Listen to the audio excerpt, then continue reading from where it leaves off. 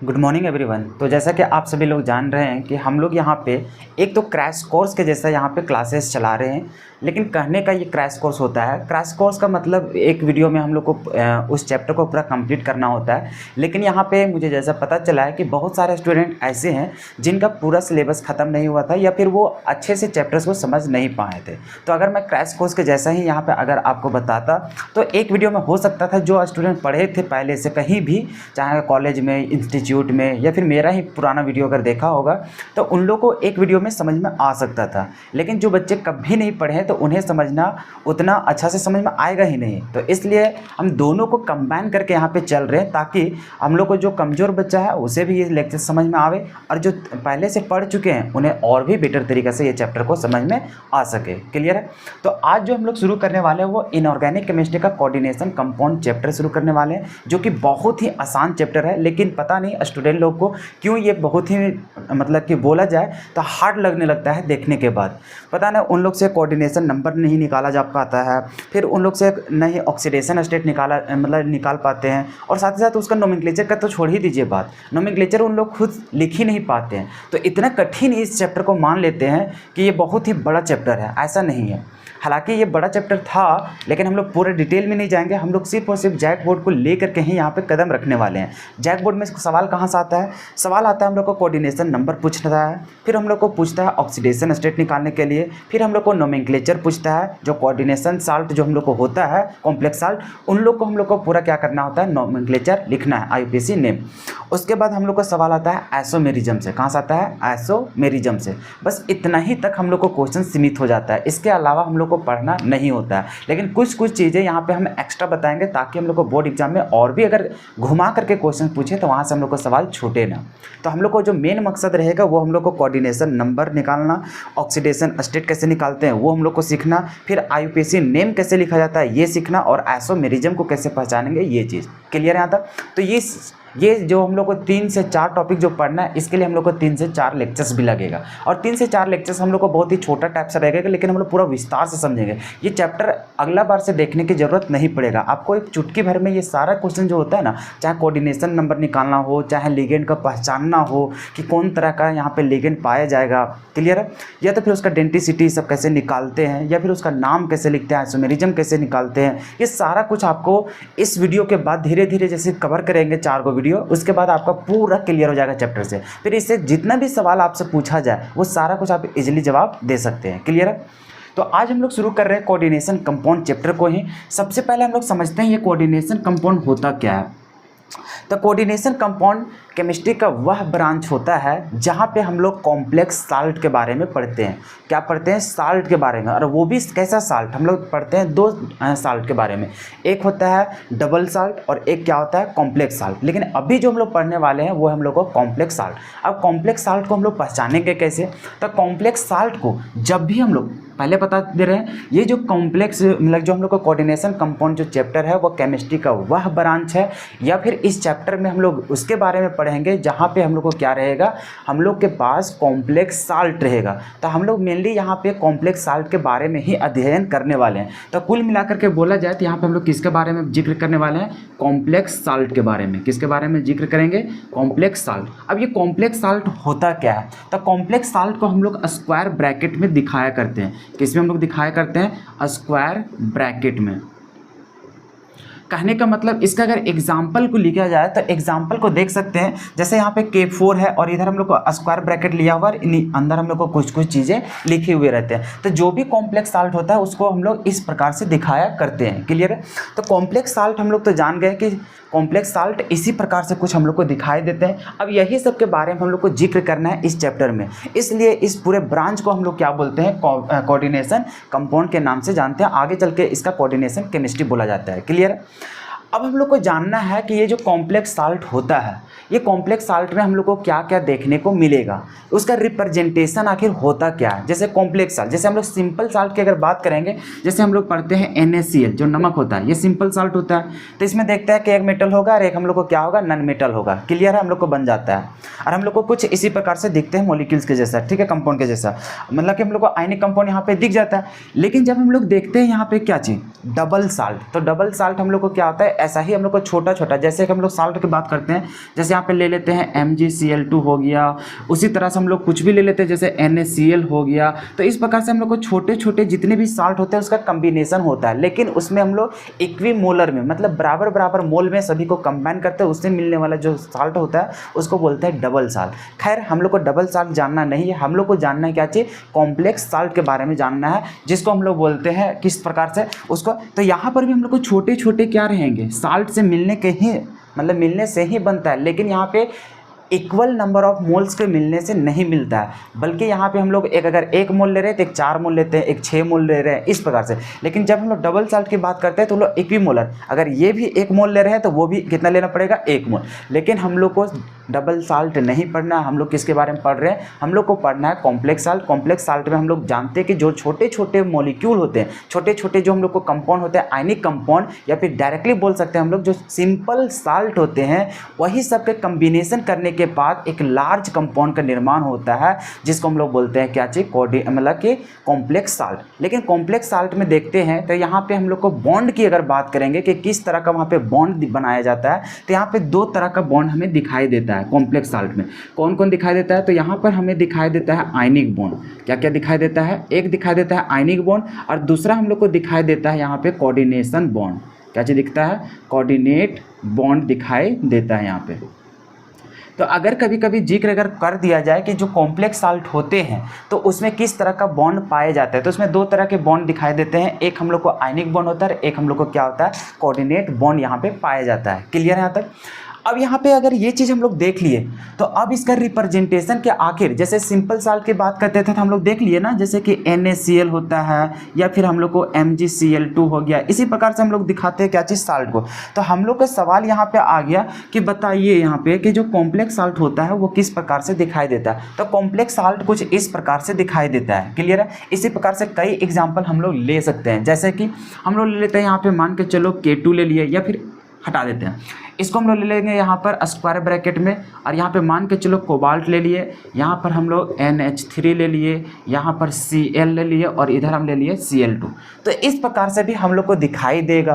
Clear है। और भी कई एग्जाम्पल यहाँ पे देखेंगे, तो मतलब कुल मिलाकर यहाँ पे समझिए, जब भी हम लोग कॉम्प्लेक्स साल्ट की बात करेंगे वो इस प्रकार से दिखाई देगा, एक लार्ज मॉलिक्यूल दिख रहा है, यहाँ पे देख रहेंगे कि स्क्वायर ब्रैकेट में वो घिरा हुआ रहेगा। तो वैसे कंपाउंड को ही हम लोग क्या बोलते हैं, मतलब कहीं भी अगर आप देख रहे हैं कि इस प्रकार का मॉलिक्यूल दिख रहा है, इस प्रकार के कंपाउंड दिख रहा है, तो वो कैसा हम लोग को साल्ट होगा, ये सब हम लोग को क्या कहला रहा है, साल्ट। और कैसा साल्ट, तो ये हम लोग को कहलाता है कॉम्प्लेक्स साल्ट। और कॉम्प्लेक्स साल्ट इसलिए बोलते हैं क्योंकि यहाँ पे हम लोग को कोऑर्डिनेट बॉन्ड के थ्रू यहाँ पे क्या बनता है, ये कंपाउंड बनता है, इसलिए इसका नाम दिया गया है क्या चाहिए, कॉम्प्लेक्स साल्ट। क्या चाहिए दिया गया है, कॉम्प्लेक्स साल्ट। अब इसके बारे में धीरे धीरे जानेंगे, इसका रिप्रेजेंटेशन क्या जान रहे हैं, इसका रिप्रेजेंटेशन कि जो कॉम्प्लेक्स साल्ट होता है उसका रिप्रेजेंट हम लोग कैसे करते हैं। तो सबसे पहले देखिए हम लोग को कुछ इस प्रकार से दिखाई देगा। ठीक है, सबसे पहले हम लोग को देखना है कि स्क्वायर ब्रैकेट, क्या चीज़ देखना है यहाँ पे, स्क्वायर ब्रैकेट। अब स्क्वायर ब्रैकेट में देखिए क्या क्या देखना है, स्क्वायर ब्रैकेट वाला एक अलग पार्ट हो जाएगा और स्क्वायर ब्रैकेट के बाहर वाला एक अलग पार्ट कहलाएगा। कहने का मतलब हम लोग को कुछ इस प्रकार से भी दिखाई देगा, जैसे अभी हम बताए थे ना यहाँ पे, जैसे मान के चलो कोबाल्ट ले लिए, यहाँ पे NH3 ले लिए, यहाँ पर Cn ले लिए, फिर उसी तरह से मान के चलो यहाँ पे ले लिए इसका 2 ले लिए, और यहाँ पर Cl2 ले लिए, इस प्रकार से। और यहाँ पे मान के चलो कुछ वाटर दे दिए, या फिर Cl2 भी ले सकते हैं, चलो यहाँ पे ले लिए Cl2 ऐसे। अब मान के चलो हमारे पास ऐसा भी मॉलिक्यूल मतलब कंपाउंड देखने को मिल सकता है, ऐसा भी हम लोग को साल्ट देखने को मिल सकता है। तो हम लोग को पहचानना सबसे पहली बात, सबसे पहले देखना का स्क्वायर ब्रैकेट दिख गया, मतलब वो कैसा होगा, कॉम्प्लेक्स साल्ट होगा। क्या यहाँ पर भी कॉम्प्लेक्स साल्ट दिखाई दे रहा है, बिल्कुल। अब देखो इसके रिप्रेजेंट करने का तरीका, यहाँ पर सबसे पहले हम लोग को देखना है कि एक रहेगा स्क्वायर ब्रैकेट के अंदर कुछ कुछ चीज़ें लिखे रहेंगे, और एक स्क्वायर ब्रैकेट के बाहर लिखे हुए रहेंगे। क्लियर है। तो जो बाहर वाला होता है, चाहे वो राइट साइड रहे या फिर वो किधर, लेफ्ट साइड, मतलब स्क्वायर ब्रैकेट जहां बना रहेगा उसका लेफ्ट साइड भी रह सकता है, उसका राइट साइड भी रह सकता है। अगर यदि स्क्वायर ब्रैकेट के लेफ्ट साइड रहे या फिर राइट साइड रहे तो उसको क्या बोलते हैं। और जो कॉम्प्लेक्स ब्रांच मतलब जो कॉम्प्लेक्स साल्ट रहता है या फिर जो कोऑर्डिनेट बॉन्ड के थ्रू जो जुड़े हुए रहते हैं वो कहाँ वाला रहते हैं, वो रहते हैं हम लोग को स्क्वायर ब्रैकेट के अंदर वाला। तो इसको यहाँ 2 पार्ट में इसको डिवाइड कर रहे हैं। एक तो देख रहे हैं कि ये वाला पार्ट जो स्क्वायर ब्रैकेट के अंदर है उसको एक अलग पार्ट का नाम दिया जाएगा, और एक हम लोग को यहाँ पे कहला रहा है जो स्क्वायर ब्रैकेट के क्या रहे, बाहर। बाहर के लिए हम लोग को क्या हो सकता है, या तो फिर वो राइट साइड हो या तो फिर वो लेफ्ट साइड भी रहेगा, तो वो अलग चीज़ हो जाएगा। और जो हम लोग का स्क्वायर ब्रैकेट के अंदर होता है वो अलग चीज़ हम लोग को कहलाता है। अब यहाँ पे देखना है कि जो स्क्वायर ब्रैकेट के बाहर होते हैं उन लोग को क्या नाम से जाना जाता है, तो उसको जाना जाता है आयोनाइजेबल स्फीयर के नाम से। क्या चीज़ जाना जाता है, आयोनाइजेबल स्फीयर। ये चीज़ अब आप लोग को धीरे धीरे समझना है और इसको थोड़ा सा याद करते हुए जाना है, ठीक है। सबसे पहले अभी क्या बात की कि जब भी हम लोग को स्क्वायर ब्रैकेट के बाहर जो भी रहेगा लिखा हुआ, चाहे वो लेफ्ट साइड रहे या फिर वो राइट साइड रहे, तो उसको किस नाम से जानते हैं, आयोनाइजेबल स्फीयर के नाम से जानते हैं, या तो फिर उसी को बोलते हैं मोबाइल आयन। उसको क्या बोलते हैं, मोबाइल आयन, क्योंकि इन लोग आयंस में टूटे हुए रहते हैं। क्लियर यहाँ तक। तो इसका बार बार बोल रहे हैं कि जो स्क्वायर ब्रैकेट के बाहर होते हैं उसका नाम दिया जाता है, उसको किस नाम से जाना जाता है, उसको बोलते हैं आयोनाइजेबल स्फीयर, या फिर उसको क्या बोलते हैं, मोबाइल आयन। क्लियर यहाँ तक। तो आप बताइए कि जो स्क्वायर ब्रैकेट के बाहर होते हैं उसको क्या बोलते हैं, आयोनाइजेबल स्फीयर, या फिर उसको क्या बोलते हैं, मोबाइल आयन बोलते हैं। किधर रह सकता है वो, तो जो स्क्वायर ब्रैकेट होता है। अच्छा, स्क्वायर ब्रैकेट किसको बोलते हैं, जो हम लोग जानते हैं जो बड़का ब्रैकेट, क्या जानते हैं, बड़का ब्रैकेट, जिसको हम लोग देखो ब्रैकेट तो तीन प्रकार से होता है। एक तो इसको बोलते हैं स्मॉल, उसके बाद हम लोग को इस प्रकार से रहता है। क्लियर है। और लास्ट में जो सबसे बड़ा वाला ब्रैकेट होता है उसको क्या बोलते हैं, इस वे से, और इसी को नाम दिया जाता है स्क्वायर ब्रैकेट। तो इस प्रकार का स्ट्रक्चर जो छापा हुआ रहता है उसी को बोलते हैं स्क्वायर ब्रैकेट। तो स्क्वायर ब्रैकेट के बाहर वाला एरिया को देखना है, तो बाहर वाला एरिया जो भी रहे, चाहे वो लेफ्ट में रहे या फिर वो राइट में रहे, तो उसको किस नाम से जानते हैं, आयोनाइजेबल स्फीयर, या फिर क्या जानते हैं, मोबाइल आयन। क्लियर है यहाँ तक, क्लियर है, बाद में कन्फ्यूजन नहीं रहना चाहिए। उसके बाद हम लोग जिक्र करते हैं स्क्वायर ब्रैकेट के अंदर वाला पार्ट को। क्या बात करेंगे, स्क्वायर ब्रैकेट के अंदर हम बात कर रहे हैं बार बार कि हम लोग देख रहे हैं कोऑर्डिनेशन कंपाउंड, जिसमें से हम लोग बात करते हैं कॉम्प्लेक्स साल्ट के बारे में। कॉम्प्लेक्स साल्ट होता क्या है, तो इस प्रकार के एग्जांपल जितने दिखाई देते हैं वो सभी क्या कहलाते हैं, कॉम्प्लेक्स साल्ट दिखाई देते हैं, जो कि एक स्क्वायर ब्रैकेट में घिरे हुए रहते हैं। क्लियर है। तो हम लोग यहाँ पे देखेंगे कि कॉम्प्लेक्स साल्ट में भी देखते हैं तो उसका रिप्रेजेंटेशन देखें तो वहाँ पर सभी चीज़ों के बारे में जानना पड़ेगा कि यहाँ पे जो इस प्रकार से लिखे गए हैं उनमें से कौन क्या कहलाता है। तो वहाँ पर सबसे पहले देखें कि कॉम्प्लेक्स साल्ट को दो पार्ट में बांटा गया। सबसे पहले वहाँ देखें कि एक तो स्क्वायर ब्रैकेट के अंदर क्षेत्र वाला चीज़ रहेगा और एक क्या रहेगा, स्क्वायर ब्रैकेट के बाहर। तो बाहर वाला जो रहेगा उसको बोलते हैं आयोनाइजेबल स्फीयर, या फिर उसी को बोलते हैं मोबाइल आयन। अब उसका बात खत्म हो गया। उसके बाद हम लोग जिक्र करते हैं स्क्वायर ब्रैकेट वाला को। तो स्क्वायर ब्रैकेट वाला के अंदर जो होते हैं वो सभी कहलाते हैं, मतलब स्क्वायर ब्रैकेट वाला जो पार्ट होता है उसको किस नाम से जाना जाता है, नॉन आयोनाइजेबल स्फीयर, या फिर उसी को बोलते हैं कॉम्प्लेक्स आयन, या फिर उसी को बोलते हैं कोऑर्डिनेशन एंटिटी बोलते हैं। क्लियर है यहाँ तक।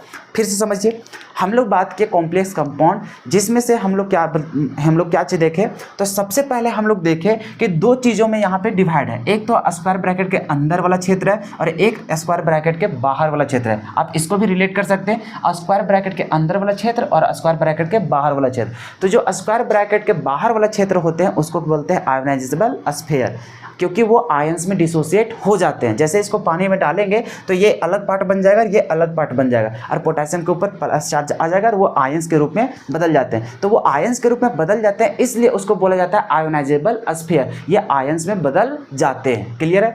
बाकी इसका नाम इसलिए रखा गया क्योंकि जैसे पानी में डालते हैं तो ये इसके अंदर जो भी लिखा रहता है इन लोग आयंस में कभी भी डिसोसिएट नहीं होते हैं। तो इसलिए इन लोग आयंस में नहीं डिसोसिएट होता है, आयंस में नहीं टूटता है, इसलिए इसका एक अलग सा नाम दे दिया गया है नॉन आयोनाइजेबल। नॉन आयोनाइजेबल का मतलब ही होता है जो आयंस में ना डिसोसिएट होता हो। क्लियर हो। तो इसका मतलब है कि ये जो स्क्वायर ब्रैकेट के अंदर वाला क्षेत्र है उसको बोलते हैं नॉन आयोनाइजेबल स्फीयर। क्लियर है यहाँ तक।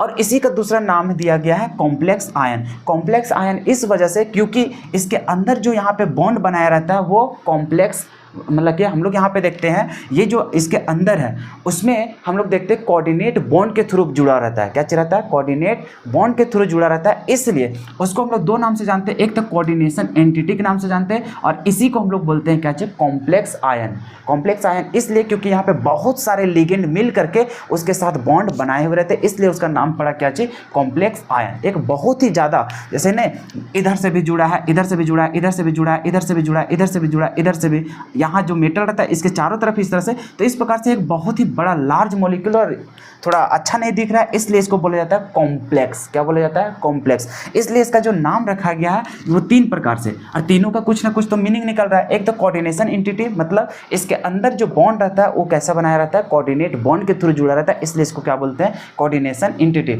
और ये कॉम्प्लेक्स आयन इसलिए बोलते हैं क्योंकि यहाँ पे हम लोग एक लार्ज मॉलिक्यूल जुड़ा हुआ रहता है सेंट्रल मेटल एटम से, इसलिए इसको क्या बोलते हैं? हम लोग बोलते हैं कॉम्प्लेक्स आयन। और इसको नॉन आयोनाइजेबल स्फीयर भी क्यों बोलते हैं? क्योंकि ये जो पार्ट होता है इसको वाटर में जैसे डिजोल्व करता है तो ये वाला स्क्वायर ब्रैकेट के अंदर वाला जितने भी पार्ट होते हैं वो कभी भी डिसोसिएट नहीं होते हैं। जैसा यहाँ पे दिख रहा है पानी में डालेंगे फिर भी वो वैसा ही रहेगा, इसलिए इसको बोलते हैं आयंस में नहीं टूट रहा है, इसका मतलब वो क्या होगा? नॉन आयोनाइजेबल होगा। क्लियर है? था तो अभी तक देखें क्या चाहिए? 2 चीज़ों के बारे में। सबसे पहले देखें कोऑर्डिनेशन कंपाउंड, मतलब कि कोऑर्डिनेशन कंपाउंड जब हम लोग देख रहे थे तो उसमें देखें कि किसके बारे में जिक्र करते हैं जी? तो कॉम्प्लेक्स साल्ट के बारे में जिक्र करते हैं। अब कॉम्प्लेक्स साल्ट होता क्या है? तो हम लोग देखें कि जो स्क्वायर ब्रैकेट में लिखा हुआ रहता है ना, उस प्रकार के जितने भी कंपाउंड रहते हैं उसको बोलते हैं कॉम्प्लेक्स साल्ट।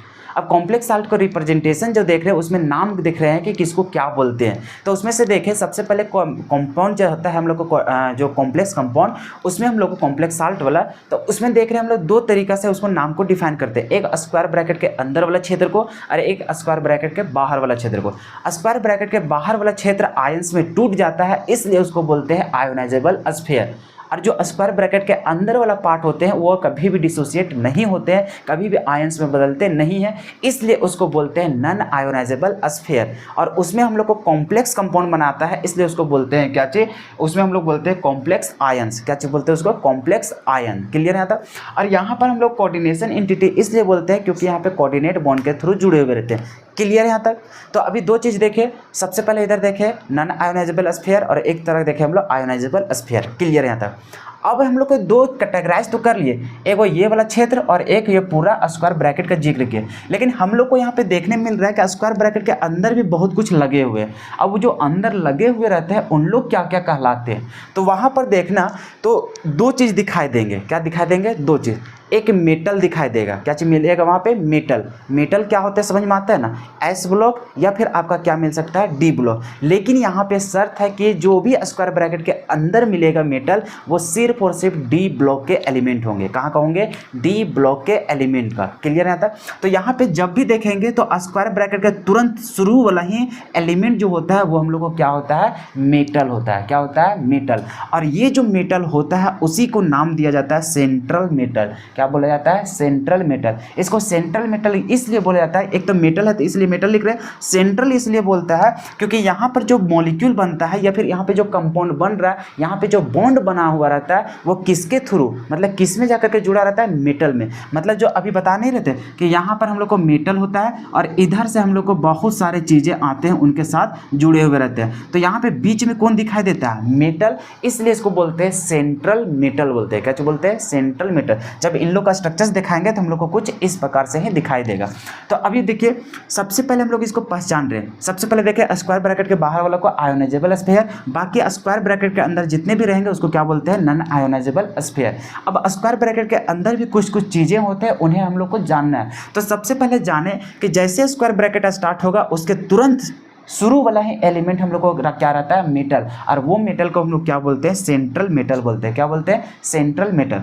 इसके अलावा जितना चीज़ भी यहाँ पे लिखा हुआ रहेगा वो सभी के सभी क्या कहलाएंगे? लिगेंड कहलाएंगे। मेटल देखना है, मेटल के अलावा जितना चीज़ भी लिखा रहे, चाहे 1 गो रहे, 2 गो रहे, 10 गो रहे, 20 गो रहे, चाहे कुछ भी रहे, वो सभी के सभी क्या कहलाएंगे? लिगेंड कहलाएंगे। क्या कहलाएंगे? लिगेंड। अब ये लिगेंड होता क्या है, इसको लिगेंड ही क्यों बोलते हैं, ये सारा कुछ हम लोग धीरे धीरे समझेंगे। सेंट्रल मेटल समझ में आ गया। इसको सिर्फ नाम को जान रहे हैं, स्ट्रक्चर्स को पहले पहचान रहे हैं कि सबसे पहले देखेंगे कॉम्प्लेक्स साल्ट दिखा। कॉम्प्लेक्स साल्ट में देखते हैं कि स्क्वायर ब्रैकेट दिखेगा। स्क्वायर ब्रैकेट वाला अंदर में जितने भी पार्ट होते हैं या स्क्वायर ब्रैकेट वाला पार्ट को बोलते हैं क्या चाहिए? Non ionisable sphere. और स्क्वायर ब्रैकेट के बाहर वाला जो भी रहता है उसको बोलते हैं आयोनाइजेबल स्फीयर। इसलिए बोलते हैं आयोनाइजेबल क्योंकि वो आयंस में डिसोसिएट हो जाता है, और इधर वाला को नॉन आयोनाइजेबल इसलिए बोल रहे हैं क्योंकि इन लोग आयंस में डिसोसिएट नहीं होता है। उसके अंदर भी देखें पार्ट को देखने के लिए तो यहाँ पे एक मेटल दिखाई देगा, वो मेटल डी ब्लॉक का एलिमेंट होता है। तो ये मेटल का नाम बोला जाता है सेंट्रल मेटल। क्या बोलते हैं यहाँ पे? Central metal. उसके अलावा यहाँ पे जितनी भी चीज़ लिखे हुए रहेंगे, चाहे वहाँ पे क्लोराइड रहे या फिर वहाँ पे अमोनिया रहे, चाहे कुछ भी रहे, वो सभी के सभी का नाम क्या हो जाता है? लिगेंड हो जाता है। जैसे कि इस स्ट्रक्चर्स में भी आपको समझाया जा सकता है। सबसे पहले देखिए, अगर यहाँ पे देखें, इसको नाम देखेंगे तो इसको हम लोग क्या बोलेंगे? आयोनाइजेबल स्फीयर, क्योंकि ब्रैकेट के बाहर है। बाकी ये जो पूरे पार्ट है, ये पूरे पार्ट को क्या बोलेंगे? Non ionisable sphere. उसके बाद स्क्वायर ब्रैकेट के अंदर वाला को डिवाइड कर रहे हैं, मतलब उसमें पार्ट को जान रहे हैं। तो सबसे पहले देखिए कि पहले ही देखेगा स्क्वायर ब्रैकेट के तुरंत बाद, तो ये भी क्या दिखाई दे रहा है? कोबाल्ट। और कोबाल्ट क्या है? मेटल। और ये मेटल को हम लोग नाम देते हैं क्या चीज़? Central metal. क्या चीज़ बोलते हैं इसको? सेंट्रल मेटल का नाम से जानते हैं। उसके अलावा यहाँ पे जितने दिखाई देंगे, जैसे NH3 है, CN है, Cl2 है, तो यहाँ पर जो भी लगा हुआ रहेगा वो बाकी जितनी भी चीज़ वहाँ पे जुड़े रहेंगे मेटल के साथ, वो सभी के सभी लिगेंड कहलाते हैं। क्या कहलाते हैं? लिगेंड। और लिगेंड कैसे लिखते हैं? LIGAND। इसको क्या बोलते हैं? लिगेंड। क्या बोलते हैं? लिगेंड। अभी तक समझ में आ गया सर? टेंशन मत लीजिए। हम लोग क्या देखें कि स्क्वायर ब्रैकेट के अंदर दो चीज़ दिखेगा, एक तो मेटल दिखेगा और मेटल के अलावा जो भी रहेगा उसको एक अलग ग्रुप का बांध दिया जाता है। सबसे पहले मेटल को क्या बोलेंगे? Central metal. उसके अलावा जो भी चीज़ वहाँ पे लिखा हुआ रहेगा सभी को सभी क्या नाम से जाना जाएगा? लिगेंड के नाम से। इसका मतलब यहाँ पे जो ये वाला है, ये वाला है और ये वाला, सभी का सभी को हम लोग क्या बोलेंगे? लिगेंड बोलेंगे। क्या चीज़ बोलेंगे? लिगेंड। क्लियर है यहाँ तक? चलो, अब यहाँ पे एक नंबर दिखाई देगा, जैसे CN तो है, इसको बोलते हैं साइनाइड। और साइनाइड के कितना यहाँ पे लिया गया? नंबर। कितना है नंबर यहाँ पे? 6। अब ये 6 यहाँ पे जो भी नंबर लिखा हुआ रहेगा, क्या लिखा रहेगा? नंबर। तो इस प्रकार के जो भी नंबर रहेगा लिखा हुआ, वो सभी क्या कहलाएंगे? Coordination number. उसको क्या बोलते हैं? Coordination number. अब ये कोऑर्डिनेशन नंबर क्या होता है धीरे धीरे हम लोग समझेंगे। लिगेंड क्या होता है धीरे धीरे समझेंगे। क्लियर है यहाँ तक? बाकी ऑक्सीडेशन स्टेट सब क्या होता है वो सब कुछ हम लोग धीरे धीरे समझेंगे। क्लियर है? सबसे पहले इसका जो स्ट्रक्चर्स होता है, मतलब इस तरह का जो फॉर्मूला होता है या फिर जो डबल साल्ट मतलब कि कॉम्प्लेक्स साल्ट जो होते हैं, उसको हम लोग यहाँ पे डिफाइन कर रहे हैं कि आखिर वो किस प्रकार से दिखता है, और दिखता है तो उसका जो पार्ट होते हैं वो किस किस नाम से जाने जाते हैं। अब वो होता क्या है उसके बारे में तो धीरे धीरे हम लोग पढ़ेंगे। क्लियर है? उम्मीद है पूरा स्ट्रक्चर्स के बारे में समझ में आ गया होगा। क्या क्या देखे? सबसे पहले हम लोग देखें डबल्स, मतलब किसके बारे में? कॉम्प्लेक्स साल्ट के बारे में। कॉम्प्लेक्स साल्ट में दो तरह के बॉन्ड होते हैं, एक आयनिक बॉन्ड और क्या मिलता है हम लोग को? कोऑर्डिनेट बॉन्ड मिलता है। क्लियर है यहाँ तक? अब यहाँ पर देख रहे हैं, सबसे पहले बार इसको पहचानेंगे कैसे कॉम्प्लेक्स साल्ट में? वहाँ पे क्या दिखेगा हम लोग को? Square bracket. और स्क्वायर ब्रैकेट को कैसे दिखाते हैं हम लोग? तो इस प्रकार से दिखाते हैं, मतलब कि बड़ा वाला जो ब्रैकेट होता है उसी को बोलते हैं स्क्वायर ब्रैकेट। और इस प्रकार का कभी भी कंपाउंड दिखा उसको आंख मूंद करके बोल देना कि वो कैसा हम लोग को? कॉम्प्लेक्स साल्ट है। क्लियर है? अब कॉम्प्लेक्स साल्ट को दिखाते कैसे है? तो दिखाते हैं हम लोग कुछ इस प्रकार से, जो है एक स्क्वायर ब्रैकेट के अंदर कुछ लिखा हुआ रहता है, स्क्वायर ब्रैकेट के बाहर कुछ लिखा हुआ रहता है। बाहर वाला लेफ्ट साइड भी रह सकता है, राइट साइड भी रह सकता है। क्लियर है? तो अब जो बाहर रहता है उसको बोलते हैं आयोनाइजेबल स्फीयर, अंदर वाला पूरे पार्ट को बोलते हैं नॉन आयोनाइजेबल स्फीयर। उसके बाद इसके अंदर भी कुछ कुछ चीज़ें लिखे हुए रहते हैं, जिसमें से एक मेटल होता है, मेटल को बोलते हैं सेंट्रल मेटल। अब यहाँ पे बाकी उसके अलावा जो भी चीज़ लिखा हुआ रहता है वो सभी कहलाते हैं लिगेंड। और लिगेंड के बगल में जो यहाँ पे नंबर लिखा हुआ रहता है वो नंबर को क्या बोलते हैं? कोऑर्डिनेशन नंबर बोलते हैं। क्लियर है यहाँ तक? चलो, अब हम लोग देखते हैं, जैसे हम लोग अभी तक क्या देखें? सबसे पहले देखें हम लोग कॉम्प्लेक्स साल्ट के बारे में। क्या देखें? कॉम्प्लेक्स साल्ट के बारे में। तो हम लोग के पास यहाँ पे साल्ट जो होता है उसका भी टाइप होता है। उसका टाइप क्या क्या होता है? तो सबसे पहले देखते हैं उसका 3 टाइप होता है। 3 टाइप में देखेंगे, वो न्यूट्रल होता है, फिर वहाँ पे देखते हैं कटायनिक होता है, और क्या होता है? अनायनिक होता है। तो अभी धीरे धीरे कुछ कुछ चीज़ों के बारे में हम लोग जानेंगे। उससे बाद फिर हम लोग जानेंगे कि सेंट्रल मेटल को जान गया, उसके लिए हम लोग क्या निकालते हैं? ऑक्सीडेशन स्टेट निकालते हैं, फिर निकालते हैं कोऑर्डिनेशन नंबर। तो ये सब आखिर होता क्या? तो ये सभी चीज़ों को हम लोग धीरे धीरे हम लोग क्या करेंगे? सीखेंगे। क्लियर है? सबसे पहले देखिए, आपके पास टेलीग्राम में एक नोट्स आज भेज देंगे, ठीक है? ये वीडियो देखने के बाद जाकर के तुरंत वो नोट्स को देखिएगा। वो नोट्स को देखने के बाद उसको लिखना स्टार्ट कर दीजिएगा। जो चीज़ें यहाँ पे बता रहे हैं, यहाँ पे लैंग्वेज पूरा लिखाएंगे नहीं, वहाँ पे अपनी लैंग्वेज में पूरा नोट्स में लिखा गया, उसको हो बहू क्या कीजिएगा? कॉपी में लिखते जाइएगा। लेकिन शर्त है कि जितना यहाँ पे बताते हैं उसके बाद उतना ही लिखिएगा, ऐसा नहीं कि एक बार में पूरे छाप ले रहे, वैसे छापिएगा तो फिर आपको थोड़ा सा समझने में दिक्कत होगा। आज समझ लिए वीडियो के थ्रू, तुरंत आप उतना लिख लीजिए, लिखते समय और भी आपका रिवाइज हो जाएगा और सभी चीज़ों को अच्छा से समझ पाएंगे। क्लियर है? और ऐसा नहीं, क्योंकि बहुत लोग को देखते हैं कि नोट्स में लिखा, नोट्स पहले छाप लेंगे उसके बाद वीडियो देख लेंगे, तो वैसे मज़ा नहीं आएगा। पहले वीडियो देख लीजिए उसके बाद नोट्स को बनाइए। क्लियर है?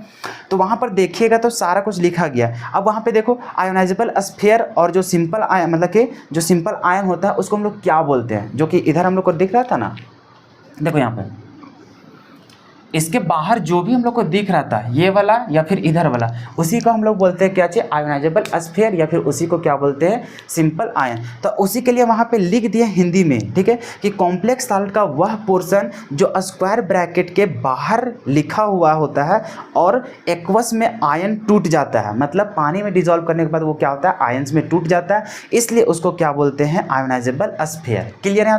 तो इसी प्रकार से लिखा गया वहाँ पे हिंदी में, ऑटोमेटिक वहाँ पे समझते जाइएगा। ये सब डायरेक्टली कहीं डिफाइन करने के लिए देता नहीं, तो यहाँ पे इंग्लिश में यहाँ पे ज़्यादा भांजने की जरूरत नहीं है, तो आपको कैसे समझ में आएगा, इसीलिए वहाँ पे हिंदी में लिख दिए हैं। क्लियर है? आता चलो उसी प्रकार फिर लिखा गया नॉन आयोनाइजेबल स्फीयर या फिर कॉम्प्लेक्स सॉल्ट क्या होता है, मतलब कॉम्प्लेक्स आयन होता क्या है, तो उसके बराबर उसके लिए फिर लिख दिए हैं कि कॉम्प्लेक्स सॉल्ट का वह पोर्शन जो स्क्वायर ब्रैकेट के क्या होता है, अंदर लिखा हुआ रहता है, वो सभी के सभी, और वो एक्वस मीडियम में कभी भी डिसोसिएट नहीं होता, मतलब उन लोग आयंस में कभी मतलब टूटते नहीं है, तो वैसे पोर्शन को पूरा हम लोग क्या बोलते हैं, नॉन आयोनाइजेबल स्फीयर बोलते हैं। क्लियर है? जो अभी समझा है वही चीज़ वहाँ पे हिंदी में लिखा हुआ है, तो आगे चल करके कभी भी नोट्स को देखेंगे तो आपको इजीली क्या हो जाएगा, समझ में आ जाएगा। उसके बाद हम लोग देख रहे हैं टाइप्स ऑफ कॉम्प्लेक्स आयन, मतलब कॉम्प्लेक्स सॉल्ट। क्या चीज़ देखेंगे, टाइप्स ऑफ कॉम्प्लेक्स सॉल्ट। तो अभी जैसे बता रहे थे 3 तरह का होता है, एक होता है न्यूट्रल, एक होता है कटायनिक और एक होता है अनायनिक। अब क्या होता है कटायनिक, अनायनिक और हम लोग को मतलब कि न्यूट्रल, वो सभी चीज़ों को अभी एक एक करके यहाँ पे क्या कर रहे हैं, जिक्र करने जा रहे हैं। क्लियर है? तो सबसे पहले इसका हम लोग देखेंगे टाइप्स ऑफ कॉम्प्लेक्स सॉल्ट। तो इसका टाइप कितना दिखता है, तो हम लोग को 3 गो दिखता है। कितना दिखता है? 3 गो। सबसे पहले हम लोग को दिखता है न्यूट्रल,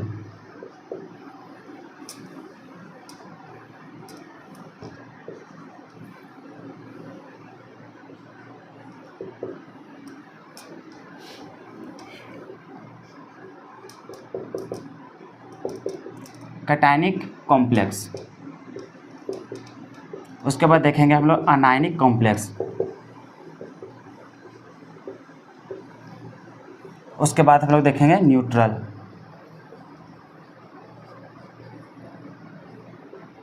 क्लियर है? अब हम लोग को देखना है कि कटायनिक कॉम्प्लेक्स आखिर होता क्या है। तो हमेशा देखो यहाँ पे बात क्या चल रहा है, कटायनिक। तो अब यहाँ पे समझना कि जैसे हम लोग लेते थे यहाँ पे क्या चीज़, कॉम्प्लेक्स सॉल्ट होता क्या है, तो उसमें एक स्क्वायर ब्रैकेट लिखा हुआ रहता है और स्क्वायर ब्रैकेट के बाहर कुछ कुछ हम लोग को लिखे हुए रहते हैं, वो या तो फिर लेफ्ट साइड हो सकता है या फिर हम लोग को क्या हो सकता है, राइट साइड। क्लियर है? बस तो अभी तक इतना ही जाने कॉम्प्लेक्स सॉल्ट के बारे में। अब यहाँ पे उसी के बेसिस पे यही चीज़ को देख करके हमें डिफाइन करना उसका टाइप्स हम लोग कैसे डिफाइन करेंगे। अगर यदि हम लोग को इस प्रकार से कुछ दिखा कि जैसे ये स्क्वायर ब्रैकेट लिखा हुआ है, क्या चीज़ लिखा हुआ है, स्क्वायर ब्रैकेट। अगर यदि स्क्वायर ब्रैकेट लेफ्ट साइड लिखा रहे और जो स्क्वायर ब्रैकेट के बाहर जो रहता था वो अगर राइट साइड लिखा रहे, तो उस समय इस प्रकार, जैसे अभी देखो ये कहाँ है, लेफ्ट साइड, इसका राइट साइड में हम लोग क्या लिख दो, कुछ ऐसा करके। जैसे एग्जाम्पल आप ले सकते हैं, जैसे यहाँ पर ले लो ऐसा CONH3 2, यहाँ पर Cl2 ले लेते हैं और यहाँ पे Cl ले लेते हैं। क्लियर है? और यहाँ पर ले लेते हैं Cl2। तो यहाँ पर देख रहे हैं स्क्वायर ब्रैकेट किधर है, हम लोग को लेफ्ट साइड, और जो छोटे छोटे जो बाहर लिखे हुए रहते हैं कुछ भी, जिसको हम लोग बोलते थे क्या चीज़, सिंपल आयन बोलते हैं या फिर उसी को बोलते हैं आयोनाइजेबल आयन बोलते हैं। क्या बोलते हैं, आयोनाइजेबल आयन। तो ये जो आयोनाइजेबल आयन होते हैं वो अगर हम लोग को राइट साइड हो, और जो हम लोग को स्क्वायर ब्रैकेट वाला जो होता है नॉन आयोनाइजेबल स्फीयर, वो अगर हम लोग को लेफ्ट साइड रहे, ये किधर रहे हम लोग को, लेफ्ट साइड। किधर रहे हम लोग को, लेफ्ट साइड। तो अगर यदि वो लेफ्ट साइड होता है तो वैसे इस प्रकार के जो एग्जाम्पल होते हैं कॉम्प्लेक्स सॉल्ट, ये सब हम लोग को कैसा कहलाते हैं, कटायनिक कॉम्प्लेक्स कहलाते हैं। क्या कहलाते हैं, कॉम्प्लेक्स तो कहलाते हैं, मतलब कि कॉम्प्लेक्स सॉल्ट तो कहलाते हैं, लेकिन कैसा, कटायनिक कॉम्प्लेक्स। क्या कहलाते हैं? Cationic complex.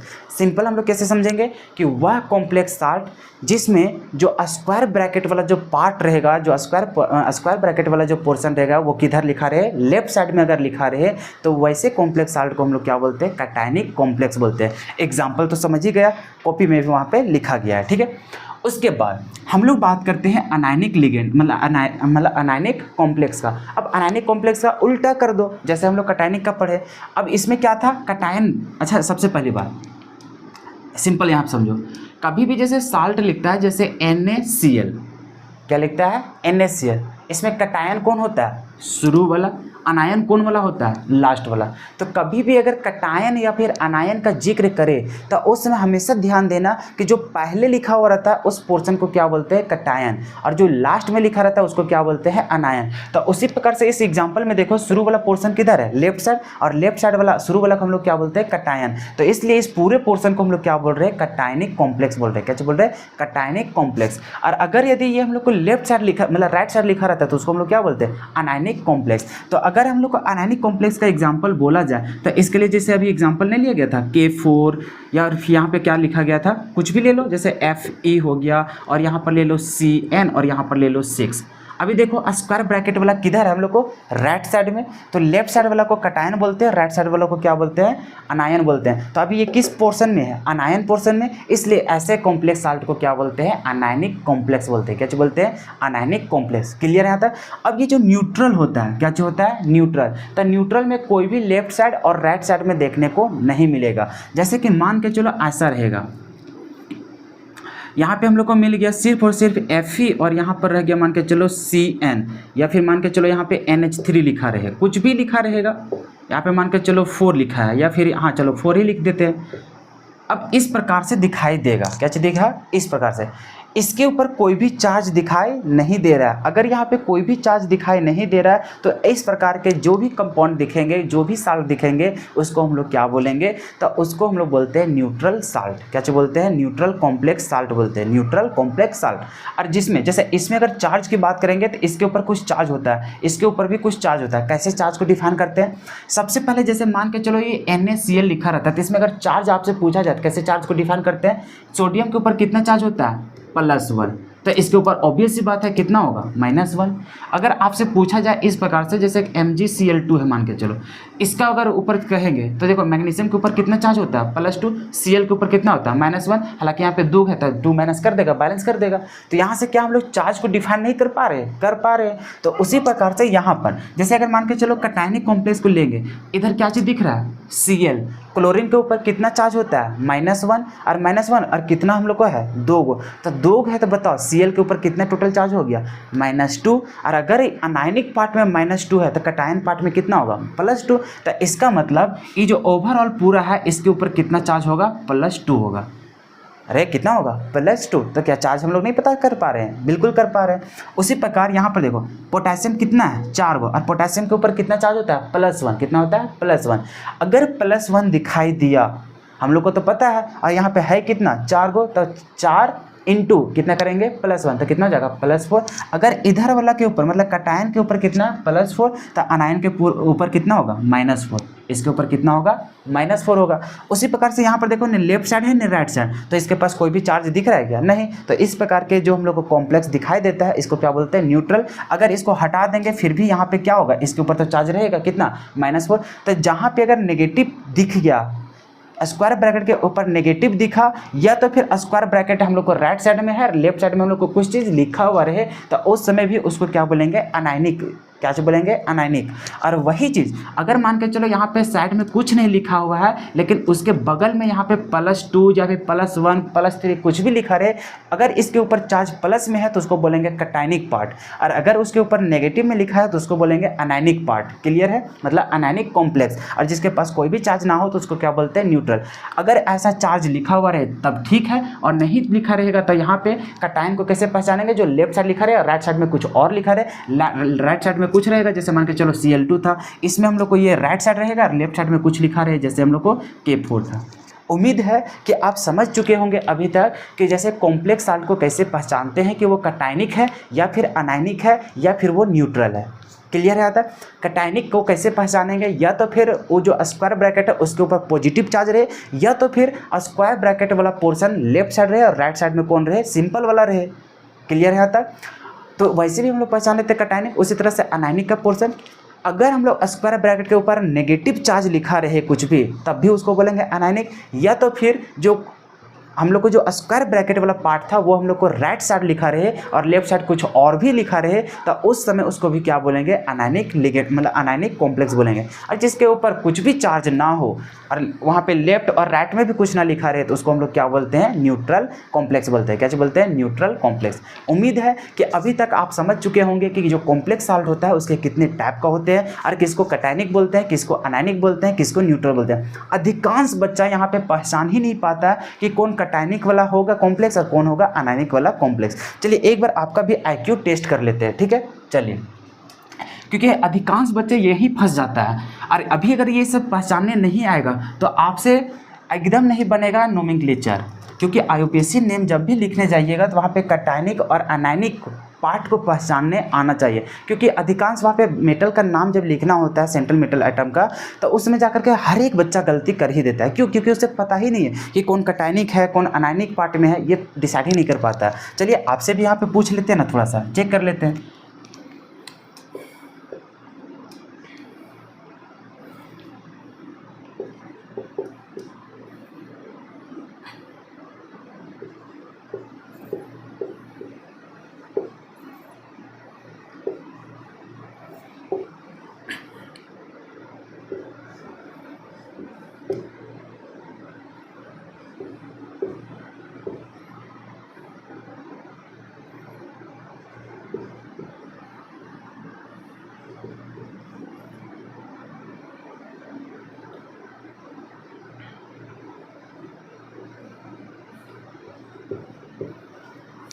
मान के चलिए ऐसा है, कैसा है, इस प्रकार से।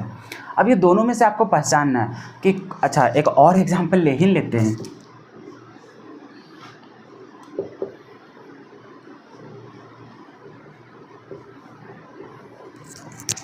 चलिए, अब ये तीनों में से बताना है कि कौन किस प्रकार का एग्जाम्पल दिखाई दे रहा है। क्या सभी के सभी कॉम्प्लेक्स साल्ट है, पहले ये डिसाइड कर लीजिए। सर कॉम्प्लेक्स साल्ट को हम लोग पहचानते कैसे, वहाँ पे ढूंढते हैं स्क्वायर ब्रैकेट। क्या स्क्वायर ब्रैकेट सभी के पास दिखाई दे रहा है? हाँ बिल्कुल, अगर स्क्वायर ब्रैकेट दिखा तो इसके पार्ट को हम लोग क्या बोलते हैं, कॉम्प्लेक्स साल्ट बोलते हैं। क्लियर है। अब आपसे सवाल पूछा जाए कि ये जो कॉम्प्लेक्स साल्ट दिखाई दे रहा है ये किस टाइप का है, कैटायनिक, अनायनिक या फिर न्यूट्रल? अगर है तो कौन क्या है? तो सबसे पहले जाएंगे इस वाला पार्ट में। सबसे पहले जब तक हम बता रहे हैं उतना टाइम तक आपका कमेंट आ जाना चाहिए नीचे, जल्दी से लिखिए नीचे। मेरे बोलने से पहले आप वहाँ पे लिखिए कि ये कौन सा पार्ट का होगा, कैटायनिक की अनायनिक, और ये किस पार्ट का होगा, कैटायनिक की अनायनिक। ये कैसा होगा, कैटायनिक, अनायनिक या फिर न्यूट्रल, कुछ भी होगा ना। चलो, तो सबसे पहले देखेंगे सर स्क्वायर ब्रैकेट को। स्क्वायर ब्रैकेट को देखेंगे और यहाँ सबसे पहले देखें कि क्या इसका जो स्क्वायर ब्रैकेट वाला पार्ट है वो राइट साइड है कि लेफ्ट साइड।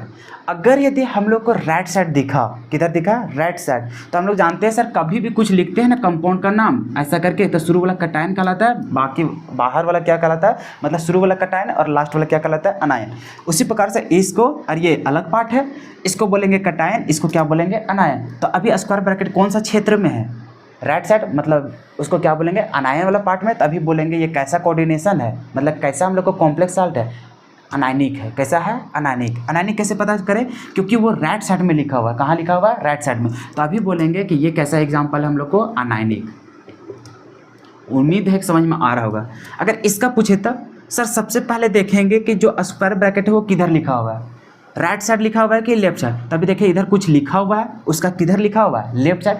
क्या इसके इधर कुछ और लिखा हुआ है क्या, नहीं। अगर इधर कुछ नहीं लिखा है तो सबसे पहले यही आ गया, और पहले आ गया तो उसको हम लोग क्या बोलते हैं, कैटायनिक। क्या बोलते हैं, कैटायनिक। मतलब ये पूरे जो हम लोग को कोऑर्डिनेशन, या फिर डायरेक्टली बोलो ये जो पूरे जो कॉम्प्लेक्स साल्ट है ये हम लोग को किस क्षेत्र में है, कैटायन में। इसलिए इसको बोलते हैं क्या चीज़, कैटायनिक कॉम्प्लेक्स बोलते हैं। इसको क्या बोलते हैं, कैटायनिक कॉम्प्लेक्स बोलते हैं।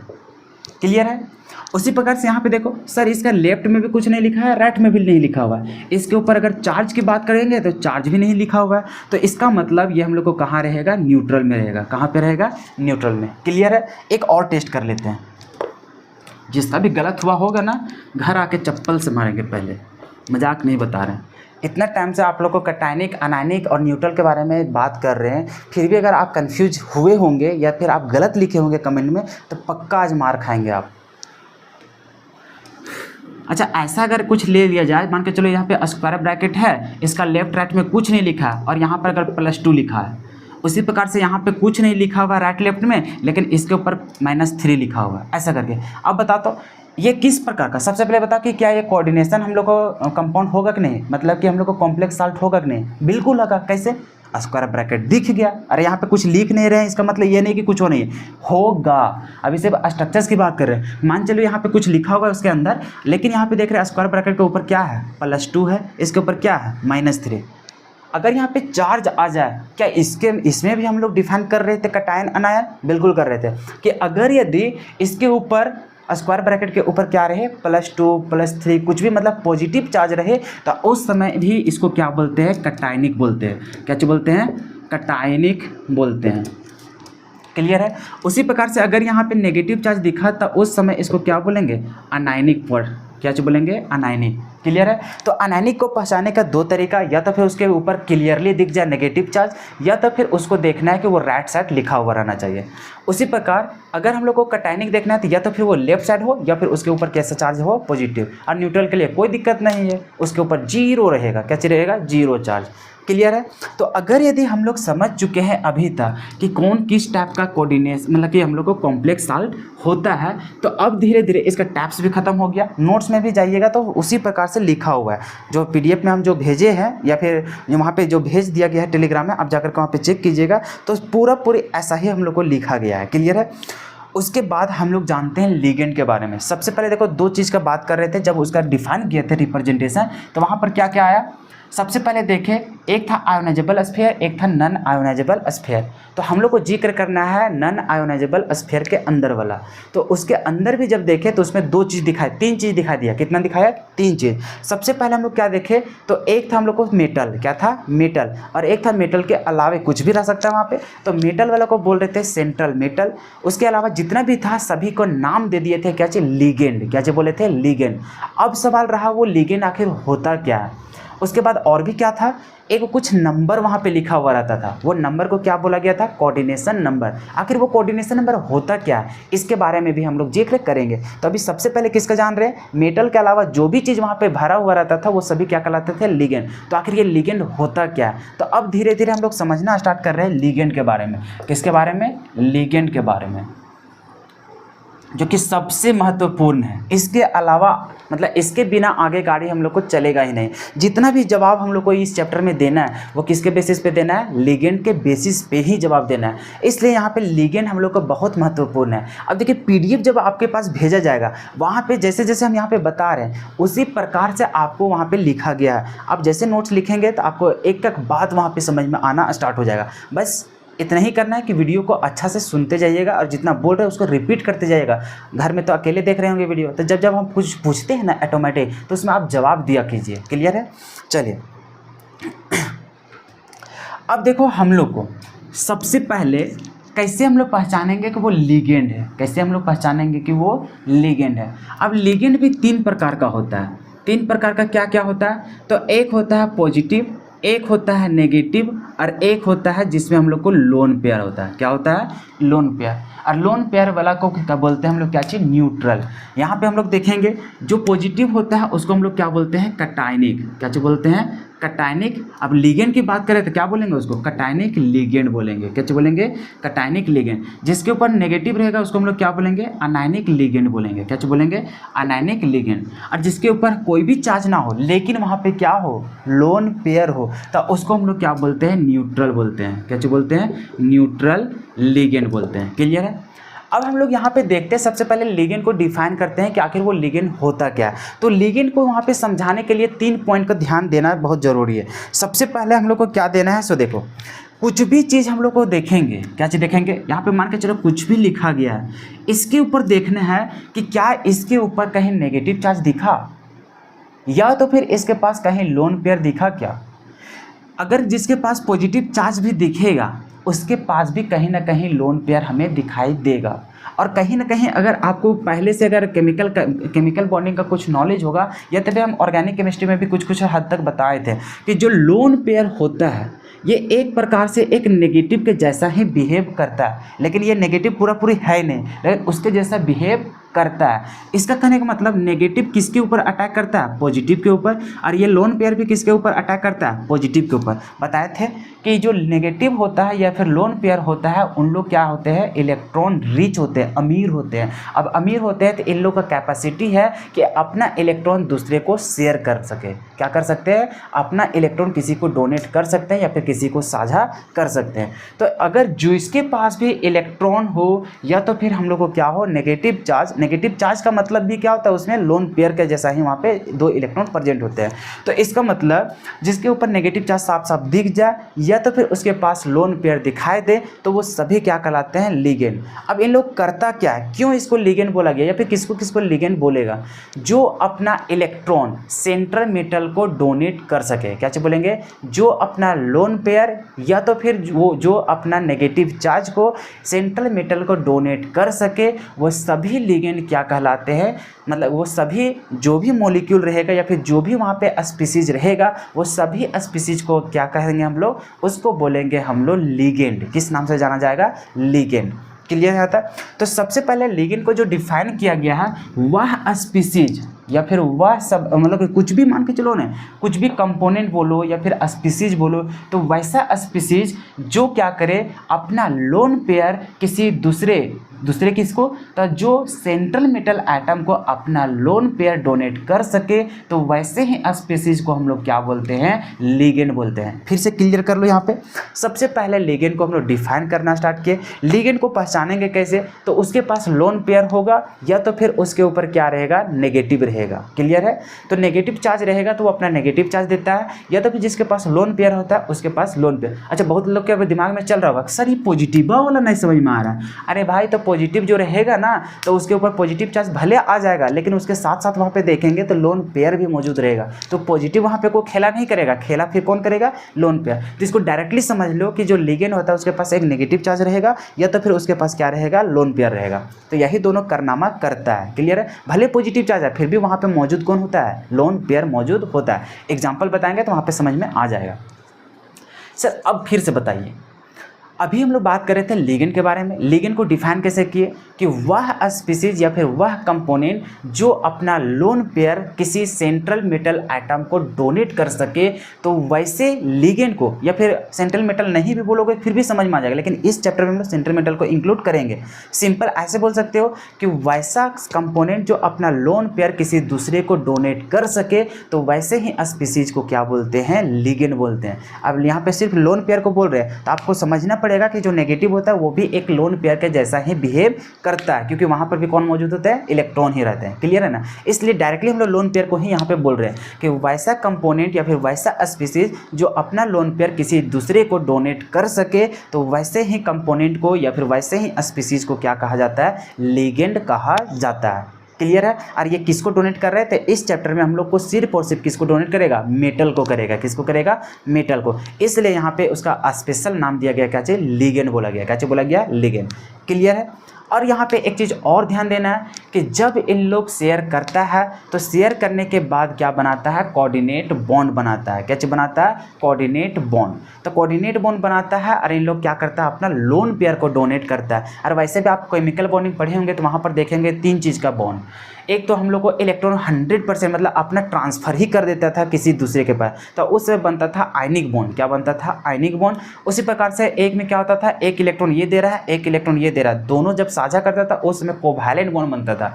लेकिन जब किसी एगो एटम या फिर कोई भी एक ही स्पीसीज अपना दोनों इलेक्ट्रॉन शेयर कर दे तो उस समय बनता था कोऑर्डिनेट बॉन्ड। और अभी भी बात क्या कर रहे हैं? जो स्पीसीज अपना लोन पेयर डोनेट करते हैं, और लोन पेयर में कितना इलेक्ट्रॉन होते हैं? 2 इलेक्ट्रॉन। या फिर नेगेटिव में भी कितना होता है? 2 इलेक्ट्रॉन। इसका मतलब कोई स्पीसीज अपना दोनों इलेक्ट्रॉन डोनेट कर रहा है। किसको? मेटल को। तो अगर दोनों इलेक्ट्रॉन कहीं भी डोनेट किया जा रहा है खुद का, तो उसमें जो बॉन्ड बनता है वो कैसा बॉन्ड बनता है? Coordinate bond. तो क्लियर है। तो इसलिए वहाँ पे बोल नहीं रहते कि जो स्क्वायर ब्रैकेट के अंदर जितना भी चीज़ रहता है उसको लिगेंड बोलते हैं, और लिगेंड और वहाँ पे सेंट्रल मेटल भी आइटम वहाँ पे प्रेजेंट होता है। तो सेंट्रल आइटम के साथ ही उन लोग बॉन्ड बनाता है, लेकिन कैसा बॉन्ड बनाता है? Coordinate bond. कैसा बनाता है? Coordinate bond. क्लियर आता? तो अभी तक सर समझ में आ गया कि लिगेंड क्या होता है। लिगेंड उसी को बोलेंगे जो अपना लोन पेयर किसी दूसरे को क्या करे, या फिर यहाँ पे डायरेक्टली बोलो कि जो अपना लोन पेयर को किसी सेंट्रल मेटल आइटम को डोनेट कर सके। डोनेट तो करेगा, लेकिन क्या चीज़? Lone pair. जिसके पास कैपेसिटी है अपना लोन पेयर डोनेट करने का, चाहे वो नेगेटिव से दे या फिर उसके पास पहले से मौजूद रहे क्या चीज़? Lone pair. तो अरे नेगेटिव को भी हम लोग बोल रहे हैं लोन पेयर। इसको बार बार कन्फ्यूजन में मत रखना, ठीक है ना, क्योंकि बहुत लोग कन्फ्यूज हो जाता है। सर हम लोग लोन पेयर ना देखेंगे, यहाँ पर तो लोन पेयर है ही नहीं है, यहाँ पर तो नेगेटिव चार्ज है। तो यहाँ पे नेगेटिव चार्ज को भी एक लोन पेयर के जैसा ही हम लोग क्या करेंगे? ट्रीट करेंगे। बात को समझ रहे हैं? एक मिनट।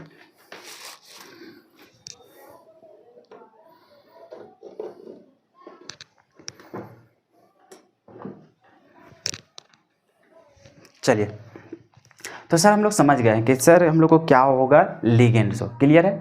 अब यहाँ पर हम लोग को जानना है लिगेंड के बारे में, तो समझ गए। अब लिगेंड का टाइप भी होता है। क्या होता है? लिगेंड का टाइप। अब कितने टाइप का होता है? 3 को तो समझ ही गया। कैटायनिक होता है, अनायनिक होता है और न्यूट्रल होता है।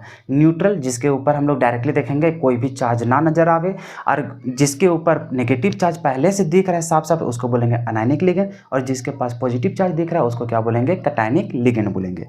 अब इसका हम लोग को टाइप देखना था। क्या चीज़ देखना है? टाइप। अब टाइप को देखने से पहले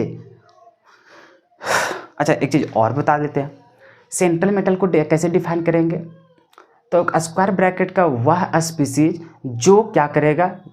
लोन पेयर को एक्सेप्ट करता हो। क्या करता हो? लोन पेयर को एक्सेप्ट करता हो, उसी को क्या बोलते हैं हम लोग? सेंट्रल मेटल बोलते हैं। वह मेटल जो क्या करता हो? लोन पेयर को एक्सेप्ट करता हो, उसी को हम लोग क्या बोलेंगे? सेंट्रल मेटल बोलेंगे। और सेंट्रल मेटल हम लोग देखो देखना है हम लोग को मेटल को ही, लेकिन मेटल हम लोग को स्क्वायर ब्रैकेट के बाहर भी मतलब देखने को मिल सकता है, लेकिन बाहर वाला को कभी भी ना लिगेंड बोलेंगे और ना ही बाहर वाला को हम लोग कभी भी सेंट्रल मेटल बोलेंगे।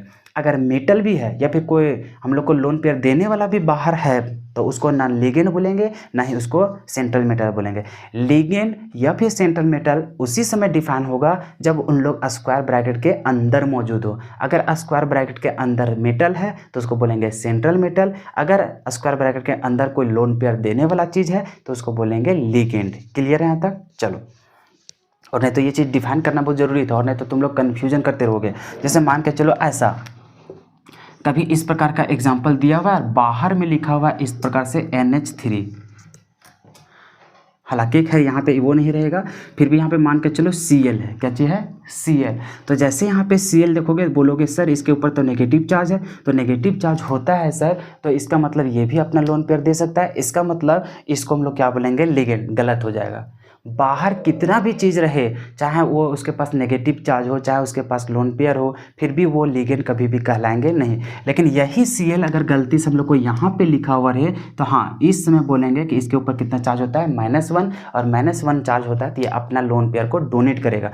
लेकिन यहाँ भी डोनेट कर सकता है, यहाँ भी कर सकता है, लेकिन स्क्वायर ब्रैकेट के बाहर वाला को कभी भी उसको लिगेंड नाम नहीं देंगे। लिगेंड और सेंट्रल मेटल तभी डिफाइन होंगे जब वो स्क्वायर ब्रैकेट के अंदर लिखे हुए रहे। क्लियर है यहाँ तक? चलो, तो अगर हम लोग लिगेंड वगैरह का बारे में समझ गए तो वहाँ पर भी लाइन बाय लाइन इसी प्रकार से लिखा गया है, वो सारा कुछ आप देख लीजिएगा, पढ़ लीजिएगा, ठीक है। और एक चीज़ और, वहाँ पे एक चीज़ लिखा गया है लेविस एसिड और लेविस बेस। तो लेविस बेस उसी को बोलते हैं जो अपना लोन पेयर को डोनेट करते हैं। जैसे लिगेंड को क्या बोल सकते हैं हम लोग? उसको लेविस बेस भी बोल सकते हैं। लेविस एसिड किसको बोलते हैं? जो लोन पेयर को एक्सेप्ट करते हैं। तो लोन पेयर एक्सेप्ट कौन कर रहा है? Central metal. तो सेंट्रल मेटल आइटम को क्या बोल सकते हैं हम लोग? उसको बोल सकते हैं लेविस एसिड। क्लियर है? तो वहाँ पे ऐसा नहीं कि एक एक वर्ड देख करके घबरा जाइएगा। हम लोग को देखना है टाइप्स ऑफ लिगेंड और कौन कौन सा हम लोग को लिगेंड पढ़ना है, वो सारा कुछ देखेंगे। लेकिन अभी उससे पहले हम लोग समझ लेते हैं कोऑर्डिनेशन नंबर। क्या समझ लेते हैं? Coordination number. ये कोऑर्डिनेशन नंबर आखिर होता क्या है? तो कोऑर्डिनेशन नंबर देखना है कि जो सेंट्रल मेटल के साथ जितने भी लिगेंड जुड़े हुए रहते हैं, वो लिगेंड के संख्या को ही हम लोग क्या बोलते हैं? मतलब कोऑर्डिनेशन नंबर बोलते हैं। कहने का मतलब कोऑर्डिनेशन नंबर, देखो कोऑर्डिनेशन नंबर, कोऑर्डिनेशन कहाँ से आया? कोऑर्डिनेट बॉन्ड से। तो कोऑर्डिनेट बॉन्ड कौन बना रहा है? लिगेंड। क्यों बना रहा है? क्योंकि वो अपना लोन पेयर सेंट्रल मेटल को डोनेट कर रहा है। तो जहाँ लोन पेयर डोनेट करेगा तो वहाँ से कौन सा बॉन्ड बनेगा? Coordinate bond. तो वहाँ पे देखना है कि कितना कोऑर्डिनेट बॉन्ड बन रहा है। तो वो कोऑर्डिनेट बॉन्ड की संख्या ही हम लोग को क्या कहलाता है? कोऑर्डिनेशन नंबर कहलाता है। तो कोऑर्डिनेशन नंबर हम लोग कैसे डिफाइन कर सकते हैं? तो वहाँ पे देखना है कि कितना लिगेंड उसके साथ जुड़ रहा है, या फिर डायरेक्टली बोलो कि वो लिगेंड कितना उसके साथ बॉन्ड बना रहा है। तो वही बॉन्ड की संख्या ही हम लोग को क्या कहलाता है? तो वो कहलाता है कोऑर्डिनेशन नंबर। क्लियर है यहाँ तक? और वो जो संख्या दिख रहा था वो संख्या बता रहा था इसी प्रकार से, जैसे यहाँ पे था ना, जैसे वहाँ पे देख रहे होंगे तो Fe लिखा हुआ था और यहाँ पर हम लोग को Cn लिखा हुआ था और इसके बगल में यहाँ पे 6 लिखा हुआ था। तो ये जो 6 है बता रहा है कि साइनाइड कितना बार जुड़ रहा है इसके साथ? 6 को जुड़ रहा है। तो कितना बॉन्ड बनाया होगा? 6 को। तो इसका मतलब 6 को Cn उसके साथ जुड़ रहा है, तो वहाँ पे कितना बॉन्ड बनाया होगा? 6 को। इसलिए कोऑर्डिनेशन नंबर कितना हो गया? 6। तो इसलिए वो जो नंबर होता है, नंबर को हम लोग क्या बोलते हैं? कोऑर्डिनेशन नंबर बोलते हैं। क्लियर है यहाँ तक? ठीक है। उसके अलावा हम लोग सेंट्रल मेटल को भी जान गए, कोऑर्डिनेशन नंबर को भी समझ गए, लेकिन कोऑर्डिनेशन नंबर अभी निकालना भी है। तो निकालने का तरीका कुछ होता है, वो धीरे धीरे हम लोग जब लिगेंड वगैरह के बारे में जब पूरा सीख जाएंगे उसके बाद उसको हम लोग निकालना सीखेंगे। क्लियर है? ऑक्सीडेशन स्टेट होता क्या है? तो वो बताए थे कि किसी भी स्पीसीज के ऊपर कितना चार्ज होता है उसी चार्ज को दिखाता है क्या? वो चार्ज को दिखाता है ऑक्सीडेशन स्टेट। तो यहाँ पे जो ऑक्सीडेशन स्टेट हम लोग निकालेंगे वो निकालेंगे सेंट्रल मेटल के लिए, क्योंकि सेंट्रल मेटल जो होता है वो हम लोग को डी ब्लॉक एलिमेंट यहाँ पे देखने को मिलेगा। अच्छा, एक बार और क्लियर कर देते हैं, मेटल यहाँ पे दो जगह दिखेगा, एक तो स्क्वायर ब्रैकेट के बाहर भी दिखेगा और स्क्वायर ब्रैकेट के अंदर भी, लेकिन सेंट्रल मेटल उसी को बोलेंगे जो स्क्वायर ब्रैकेट के अंदर रहेगा। बाहर वाला को ना हम लोग लिगेंड बोलेंगे ना उसको सेंट्रल मेटल बोलेंगे, सिर्फ उसको मेटल बोलेंगे और उसको क्या बोलेंगे? आयंस बोलेंगे, जो भी रहेगा। लेकिन वही अगर हम लोग को अंदर रहा तो उसको हम लोग लिगेंड का दर्जा देंगे और क्या बोलेंगे? सेंट्रल मेटल बोलेंगे। मेटल को मेटल, सेंट्रल मेटल, और बाकी जो भी स्पीसीज रहेगा उसको क्या बोलेंगे? हम लोग लिगेंड बोलेंगे। क्लियर है ना यहाँ पे? चलो, उसके बाद हम लोग ऑक्सीडेशन स्टेट को भी समझ गए कि किसी भी स्पीसीज के ऊपर जो चार्ज होता है उसी को हम लोग बोलते हैं ऑक्सीडेशन स्टेट। और यहाँ पर सभी को फिक्स ऑक्सीडेशन स्टेट देखने को मिलेगा, सिर्फ और सिर्फ सेंट्रल मेटल के अलावा। सेंट्रल मेटल क्या होते हैं? उनका हम लोग को जो कोवैलेंसी होता है, या फिर डायरेक्टली उसका समझ आइए कि उसका जो ऑक्सीडेशन स्टेट होता है वो टाइम टू टाइम हम लोग को क्या होता है? वैरी होता है। तो वैरी होता है तो उसका कोई फिक्स है नहीं कि उसका +2 होगा कि +3 होगा कि +4 होगा कि कितना होगा। तो इसलिए उसका टाइम टू टाइम वैरी करता है। ये वैरी कब करता है? तो उसके साथ कितना कोऑर्डिनेशन कंपाउंड, मतलब कोऑर्डिनेशन बॉन्ड बन रहा है। तो जितना वहाँ के साथ लिगेंड उसके साथ जुड़ेगा उतना ज़्यादा उसका क्या होगा? ऑक्सीडेशन स्टेट भी टाइम टू टाइम वैरी करते जाएगा। तो वहाँ पे हम लोग डिसाइड करेंगे, निकालेंगे कि आखिर उसके पास फॉर्मल चार्ज वगैरह आखिर होता कितना। उसके अलावा जो हम लोग स्क्वायर ब्रैकेट के बाहर होते हैं, जैसे हम लोग एस ब्लॉक का एलिमेंट देख लो, तो उन लोग को हम लोग को जैसे पोटेशियम रहे, सोडियम रहे, चाहे कुछ भी रहे बाहर, तो उन लोग का हम लोग को क्या रहता है? जैसे यहाँ पर भी एग्जांपल देख लेते हैं, जैसे यहाँ पे कॉपर है, कॉपर स्क्वायर ब्रैकेट के अंदर है, इसी को हम लोग सेंट्रल मेटल बोलते हैं, इसी के लिए निकालेंगे। तो कॉपर डी ब्लॉक का है तो इसका हम लोग को टाइम टू टाइम क्या करता है? वेरी करता है। तो यहाँ पे ऑक्सीडेशन स्टेट कितना होगा हमें नहीं पता, तो उसी के लिए हम लोग क्या करेंगे? कैलकुलेट करना सीखेंगे कि आखिर उसका ऑक्सीडेशन स्टेट इस कंपाउंड में कैसा होगा। उसी प्रकार से यहाँ पे बात करेंगे तो इसका निकालेंगे। यहाँ पर मेटल देख रहे हैं, पोटेशियम है, और हम लोग को क्या दिख रहा है? आयरन। तो आयरन हम लोग को डी ब्लॉक का एलिमेंट है, तो उसका ऑक्सीडेशन स्टेट हमें पता ही नहीं है कि कितना होगा यहाँ पे। तो हम लोग कैलकुलेट करेंगे कि इस कंपाउंड में उसका ऑक्सीडेशन स्टेट कितना है। लेकिन जैसे हम लोग बाहर वाला मेटल की बात करते हैं तो इसका ऑक्सीडेशन स्टेट हमें पता होता है, कौन सा ग्रुप का दिखाई दे रहा है? ये हम लोग को ग्रुप नंबर 1, और ग्रुप नंबर 1 के जितने भी एलिमेंट होते हैं उसका ऑक्सीडेशन स्टेट +1 होता है। उसी तरह से ग्रुप नंबर 2 का ऑक्सीडेशन स्टेट +2 होता है। तो ये सब हम लोग को फिक्स होता है, कोई दिक्कत यहाँ पे लेने वाला नहीं है। तो हम लोग जो भी ऑक्सीडेशन स्टेट निकालने वाले, कैलकुलेट करने वाले हैं, वो किसका निकालेंगे? हम लोग देखेंगे यहाँ पे सेंट्रल मेटल एटम का। क्लियर है? क्यों? क्योंकि ये डी ब्लॉक का एलिमेंट होता है और इसका ऑक्सीडेशन स्टेट वेरी करता है, वेरिएशन देखने को मिलता है। कितना होगा हमें नहीं पता, उसके साथ कितना लिगेंड जुड़ा होगा, किस तरह का वहाँ पे बॉन्ड बना है, उसके अनुसार वहाँ पे डिसाइड होता है कि उसका ऑक्सीडेशन स्टेट कितना होगा। तो हम लोग कैलकुलेट कैसे करेंगे, वही चीज़ यहाँ पे हम लोग देखने वाले हैं। क्लियर है?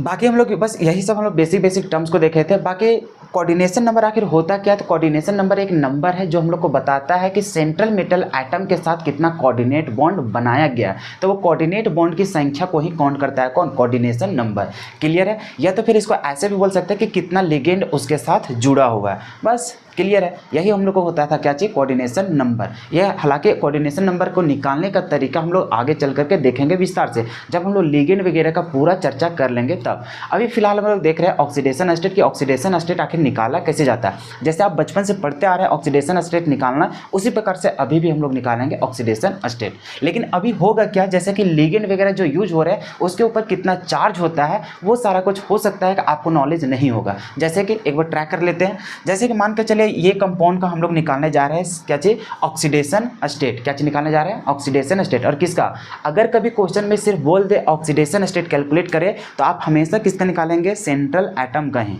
समझ में आ रहा है, सेंट्रल मेटल का ही। और अगर इंडिकेट कर दिया कि सेंट्रल मेटल का निकालना है तो बहुत अच्छा बात, नहीं भी किया तब भी आप याद रखिएगा कि जब जब यहाँ पे हम लोग को कोऑर्डिनेशन कंपाउंड का बात करते हैं तो यहाँ पर किसका हम लोग ऑक्सीडेशन स्टेट निकालते हैं, तो सिर्फ और सिर्फ हम लोग सेंट्रल मेटल का ही निकालते हैं। क्लियर है? अब यहाँ पे हम लोग कैलकुलेट करना सीखते हैं कि कैसे हम लोग करते हैं। सबसे पहले देखिए यहाँ पे क्या दिखा, पोटेशियम। पोटेशियम के ऊपर कितना चार्ज होता है, +1। ये कहाँ से आता है, हम लोग पहले से पढ़ चुके हैं कि ग्रुप नंबर 1 का जो भी एलिमेंट होता है उसके ऊपर चार्ज कितना होता है, +1। तो पोटेशियम के ऊपर कितना होगा, +1 होगा।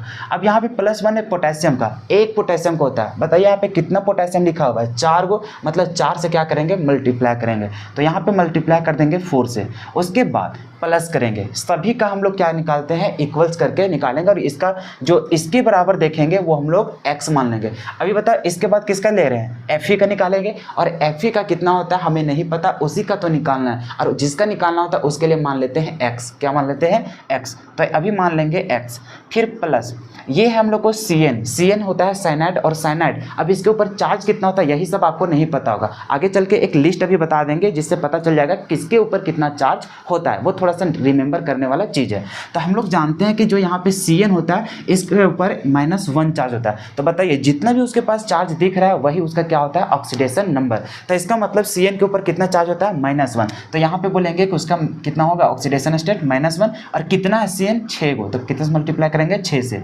अब यहाँ पे इज इक्वल्स टू लिखते हैं, इक्वल्स टू के बाद वही चीज़ लिखते हैं जो उसके ऊपर ओवरऑल चार्ज दिख रहा है। अभी देखो इस पूरे कंपाउंड में कितना चार्ज दिखाई दे रहा है, एक भी कोई चार्ज दिख रहा है का, या फिर पॉजिटिव या फिर नेगेटिव, नहीं। अगर पॉजिटिव दिखेगा तो यहाँ पे कितना लिखेंगे, पॉजिटिव जितना भी रहेगा, जैसे +1 रहा तो +1, +2 रहा तो +2। अगर नेगेटिव में रहा तो क्या लिखेंगे, -1, -2, -3, ऐसा। मतलब उस कंपाउंड के ऊपर अगर कहीं भी चार्ज दिखाई दे रहा है तो वही चार्ज हम लोग को बराबर के उधर लिखना पड़ता है। क्लियर है? लेकिन अभी देख रहे हैं ओवरऑल कोई भी हम लोग को यहाँ पे चार्ज दिखाई नहीं दे रहा है, तो यहाँ पे =2 के बाद क्या लिखेंगे, 0, क्योंकि उसके पास कोई भी चार्ज दिखाई नहीं दिया।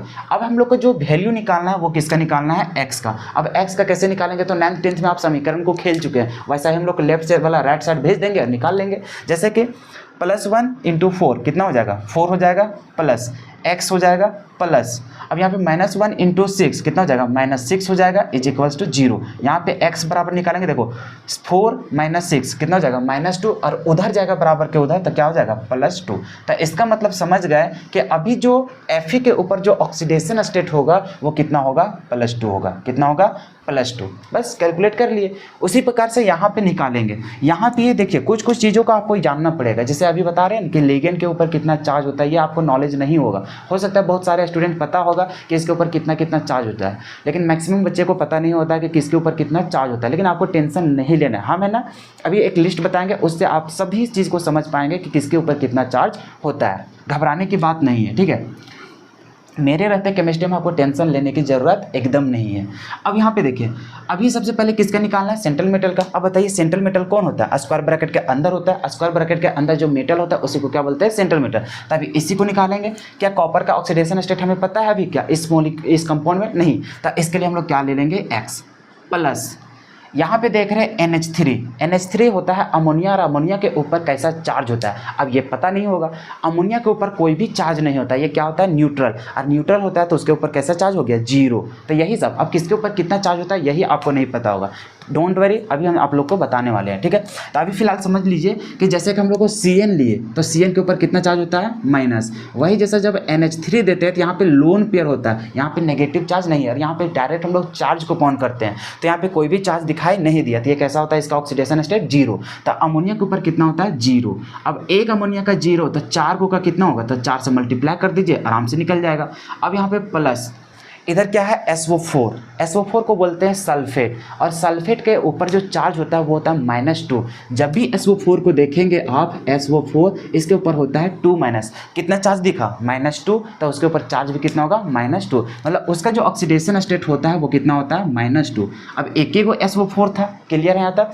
अब यहाँ पे इज इक्वल्स टू, अब बताओ ओवरऑल कहीं भी कोई चार्ज दिखाई दे रहा है क्या? नहीं दिखाई दे रहा, नहीं दिखाई दे रहा, तो ओवरऑल कितना हो जाएगा 0। अब किसका वैल्यू निकाल लेंगे? x का। तो यहाँ पे देखिए x प्लस 0 × 4 कितना हो जाएगा 0, और -2 प्लस कितना हो जाएगा -2 हो जाएगा, इज इक्वल्स टू 0। अब x बराबर करेंगे तो -2 उधर जाएगा तो कितना हो जाएगा +2।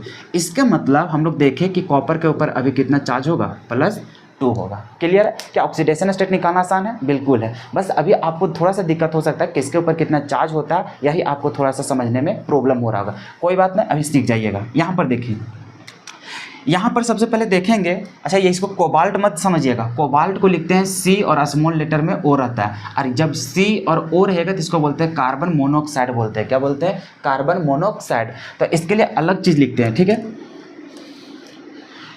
अब यहाँ पर देखिए, अगर मेटल की बात करेंगे तो मेटल कौन दिखा? निकेल। निकेल हम लोग को सेंट्रल मेटल है, इसी का निकालेंगे, तो इसके लिए हम लोग क्या लिखेंगे? X plus CO। अब यहाँ पे देखना है CO जो होता है इसके ऊपर चार्ज कैसा होता है, तो ये भी न्यूट्रल होता है, इसका मतलब इसके पास चार्ज कैसा होता है? 0। कैसा होता है? 0। अभी आपको नहीं पता है, बाद में आपको धीरे धीरे पता चल जाएगा। अब यहाँ पे हम लोग लिखते हैं CO के ऊपर चार्ज कितना होता है? 0, और CO कितना है? 4 को, तो 4 से मल्टीप्लाई कर देंगे। क्लियर है? अब इज इक्वल्स टू ओवरऑल कितना चार्ज दिख रहा है? कुछ नहीं, तो कितना हो जाएगा 0। अब x बराबर निकालेंगे तो x प्लस 0 × 4 कितना हो जाएगा 0, इज इक्वल्स टू 0। अगर x बराबर निकालेंगे तो कितना हो जाएगा 0।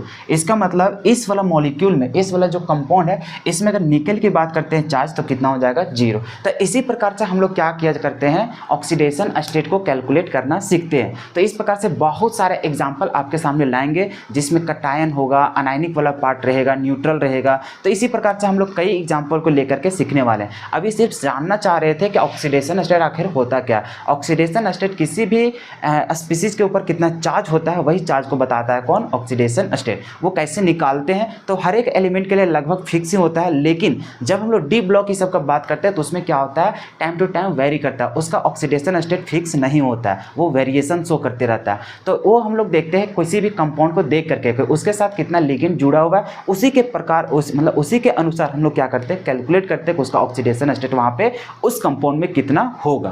क्लियर है यहाँ तक? तो ऑक्सीडेशन स्टेट को इसी मेथड से हम लोग निकालना सीखेंगे। अभी हम लोग के सामने प्रॉब्लम क्रिएट हो रहा है कि सर हम लोग को पता नहीं चल रहा है कि किसके ऊपर कितना चार्ज होगा। तरीका तो हमें समझ में आ गया कि कैसे करना है, लेकिन हम लोग को यही पता नहीं चल पा रहा है कि किसके ऊपर कितना चार्ज होगा। टेंशन मत लीजिए, अब हम लोग धीरे धीरे लिगेंड के बारे में जानना स्टार्ट कर रहे हैं। ठीक है, जैसे मेटल रहेगा ना, जैसे आपके पास ये दिख गया, मान के चलिए मैग्नीशियम, क्या इसके ऊपर चार्ज नहीं जानते हैं? +2, तो ये सब जान जाएंगे। लेकिन आपके पास जब लिगेंड आ जाता है तो लिगेंड के ऊपर कितना चार्ज होता है ये आपको पता नहीं होगा। अब हम लोग उसी को जानना स्टार्ट करते हैं। तो हम लोग अब धीरे धीरे जान रहे हैं कि लिगेंड का टाइप हम लोग का कितना होता था, 3 टाइप का। सबसे पहले देखें कटायनिक, अनायनिक और क्या होता है, न्यूट्रल। अब वो तीनों में से देखेंगे कि कौन कैसा एग्जाम्पल दिखाता है।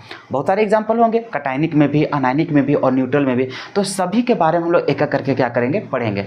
उससे पहले आप लोग को बता देना चाहते हैं कि जो कोऑर्डिनेशन कंपाउंड हम लोग यहाँ पे पढ़ रहे हैं, या फिर जो हम लोग कॉम्प्लेक्स साल्ट के बारे में जो पढ़ रहे हैं, उसका अरेंजमेंट को देखना चाह रहे हैं। क्या देखना चाह रहे हैं? अरेंजमेंट को। तो यहाँ पे अरेंजमेंट उसका 3 प्रकार से देखने को मिलता है। अब 3 प्रकार का कैसा, जैसे ये सब जो कंपाउंड एग्जिस्ट करता है तो उसका कोई ना कोई तो स्ट्रक्चर रहा होगा।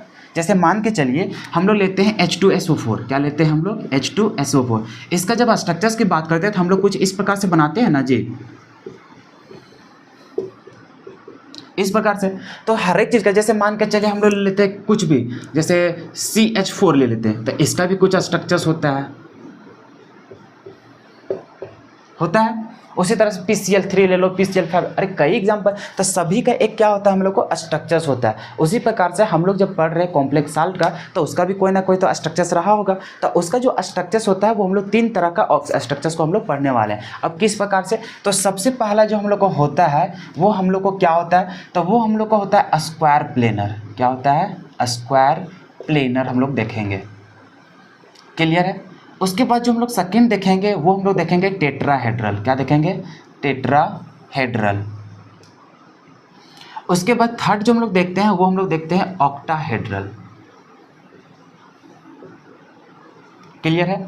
अब यहाँ पे समझना है कि हम लोग के पास जो इसका स्ट्रक्चर्स होता है वो 3 तरह के स्ट्रक्चर्स देखने को मिलता है। वो किस प्रकार का उसका अरेंजमेंट होता है, सबसे पहले स्क्वायर प्लेनर होता है। और ये स्क्वायर प्लेनर होता क्या है इसके बारे में समझिए।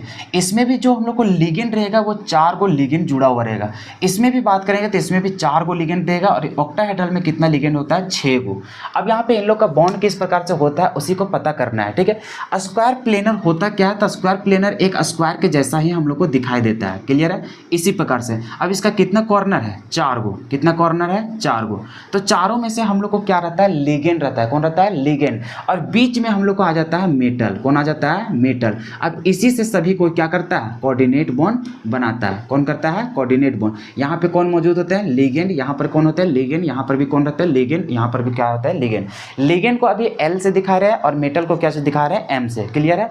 तो इस प्रकार से स्ट्रक्चर्स हम लोग को देखने को मिलता है किसमें, स्क्वायर प्लेनर में। किसमें दिखता है, स्क्वायर प्लेनर में। इसी स्ट्रक्चर्स को हम लोग क्या बोलते हैं, स्क्वायर प्लेनर। क्या बोलते हैं, स्क्वायर प्लेनर। उसी प्रकार से जब हम लोग देखेंगे कि 4 गो और रहता है लेकिन उसका अरेंजमेंट किस प्रकार से होता है, टेट्राहेड्रल होता है। क्या होता है, टेट्राहेड्रल। तो टेट्राहेड्रल का स्ट्रक्चर्स कैसा होता है, तो वो हम लोग को कुछ इस प्रकार से होता है।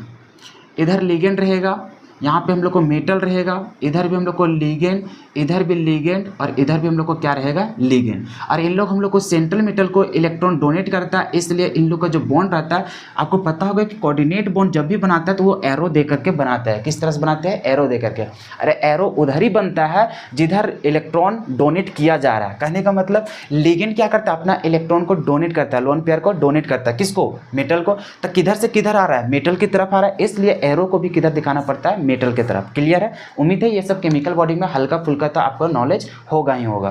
तो ये जो हम लोग का स्ट्रक्चर जो बना है टेट्राहेड्रल, इसी को हम लोग क्या बोलते हैं, टेट्राहेड्रल बोलते हैं। क्या बोलते हैं, टेट्राहेड्रल। तो एक तो इस प्रकार का स्ट्रक्चर हम लोग को बनता है, इसको क्या बोलते हैं हम लोग, टेट्राहेड्रल बोलते हैं। एक और देखते हैं जिसमें देखो, अब ये दोनों में से देख रहे हैं लिगेंड की संख्या कितना है, 4, लेकिन उसका अरेंजमेंट दोनों में अलग है। एक है स्क्वायर प्लेनर में और एक हम लोग को क्या है, टेट्राहेड्रल में। जब हम लोग को 6 गो लिगेंड जुड़ता है तो वो हम लोग को एकमात्र कैसा बनता है, तो वो ऑक्टाहेड्रल बनता है। और ऑक्टाहेड्रल कैसे बनता है, तो वो सबसे पहले स्क्वायर बनाता है। क्या बनाता है, स्क्वायर। और एक ऊपर बनता है और एक नीचे बनता है।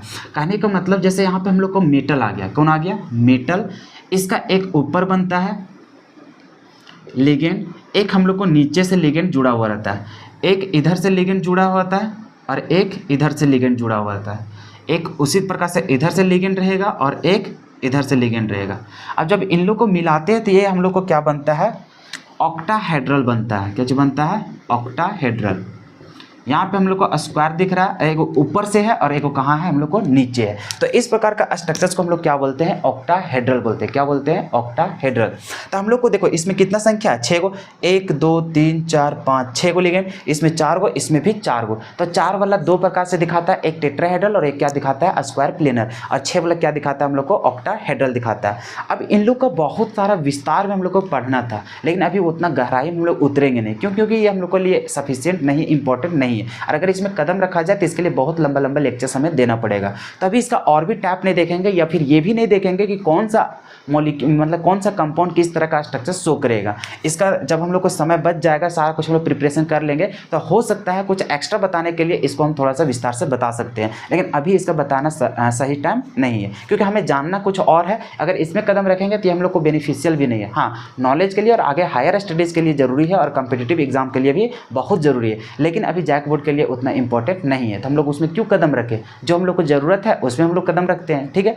चलिए, तो ये सिर्फ हम लोग को जानना था कि आखिर ये इसका अरेंजमेंट कैसा होता है। और इसी को अरेंजमेंट को हम लोग पॉलीहेड्रॉन लिखा होगा वहाँ पे नोट्स में, ठीक है। पॉलीहेड्रॉन का मतलब ही होता है कि उसका अरेंजमेंट किस प्रकार से होता है उसका स्ट्रक्चर्स में। तो कुछ इस प्रकार से स्ट्रक्चर्स होते हैं। चलिए, इसके अलावा हमें कुछ जानना नहीं है यहाँ पे। अब हम लोग आते हैं लिगेंड के बारे में। किसमें आते हैं, लिगेंड के बारे में। चलिए थोड़ा सा वीडियो रोक लेते हैं, उसके बाद थोड़ा सा लिख लेते हैं, उसके बाद टाइम बचेगा। चलिए, अब हम लोग देख रहे हैं लिगेंड, ठीक है। लिगेंड का हम लोग क्लासिफिकेशन कर रहे हैं। लिगेंड 3 तरह का हम लोग को देखने को मिलता है, एक तो न्यूट्रल मिलता है, एक कटायनिक और क्या मिलता है, अनायनिक। अब इन लोग को धीरे धीरे नाम को भी देखते जाएंगे। जैसे कि हम लोग देखते हैं कोई भी मॉलिक्यूल, कोई भी आयंस का नाम हम लोग पार्टिकुलर जानते हैं। जैसे NH3 को हम लोग क्या बोलते हैं, अमोनिया। क्या जानते हैं, अमोनिया। H2O को क्या जानते हैं, वाटर। क्या जानते हैं हम लोग, वाटर। लेकिन यहाँ पे कुछ कुछ होगा क्या कि बहुत सारे ऐसे हम लोग को नाम होंगे जो इस कंपाउंड को नाम लिखने समय उसका नाम में थोड़ा सा अरेंजमेंट करना पड़ेगा, थोड़ा सा करेक्शन करना पड़ेगा। जैसे अमोनिया जो हम लोग बोलते थे उसको यहाँ पे अमोनिया नहीं लिखेंगे बल्कि अमीन लिखेंगे। क्या लिखेंगे, अमीन। AMMINE लिखेंगे, अमीन। उसी तरह से वाटर को हम लोग वाटर बोलते थे, लेकिन यहाँ पे वाटर ना बोल करके क्या लिखेंगे, एक्वा लिखेंगे। क्या लिखेंगे, एक्वा। इसी प्रकार से हम लोग बहुत, जैसे कि Cl-, तो Cl- को हम लोग क्या बोलते थे, क्लोराइड। क्या बोलते थे, क्लोराइड। लेकिन यहाँ पे क्लोराइड नहीं बोलेंगे, उसको बोलेंगे क्लोराइडो। क्या बोलेंगे, क्लोराइडो। जब लिगेंड का नाम हम लोग लिखेंगे, क्या लिखेंगे, लिगेंड का नाम, तो लिगेंड का नाम में कुछ कुछ करेक्शन करना पड़ता है। जैसे चाहे वो न्यूट्रल हो, चाहे वो अनायनिक हो, चाहे वो कटायनिक हो। तो जैसा हम लोग उसका नाम पहले से जानते थे, अब ये भी बताएंगे कि पहले इसका नाम क्या होता था और अब से इसका नाम क्या बोलेंगे, ठीक है।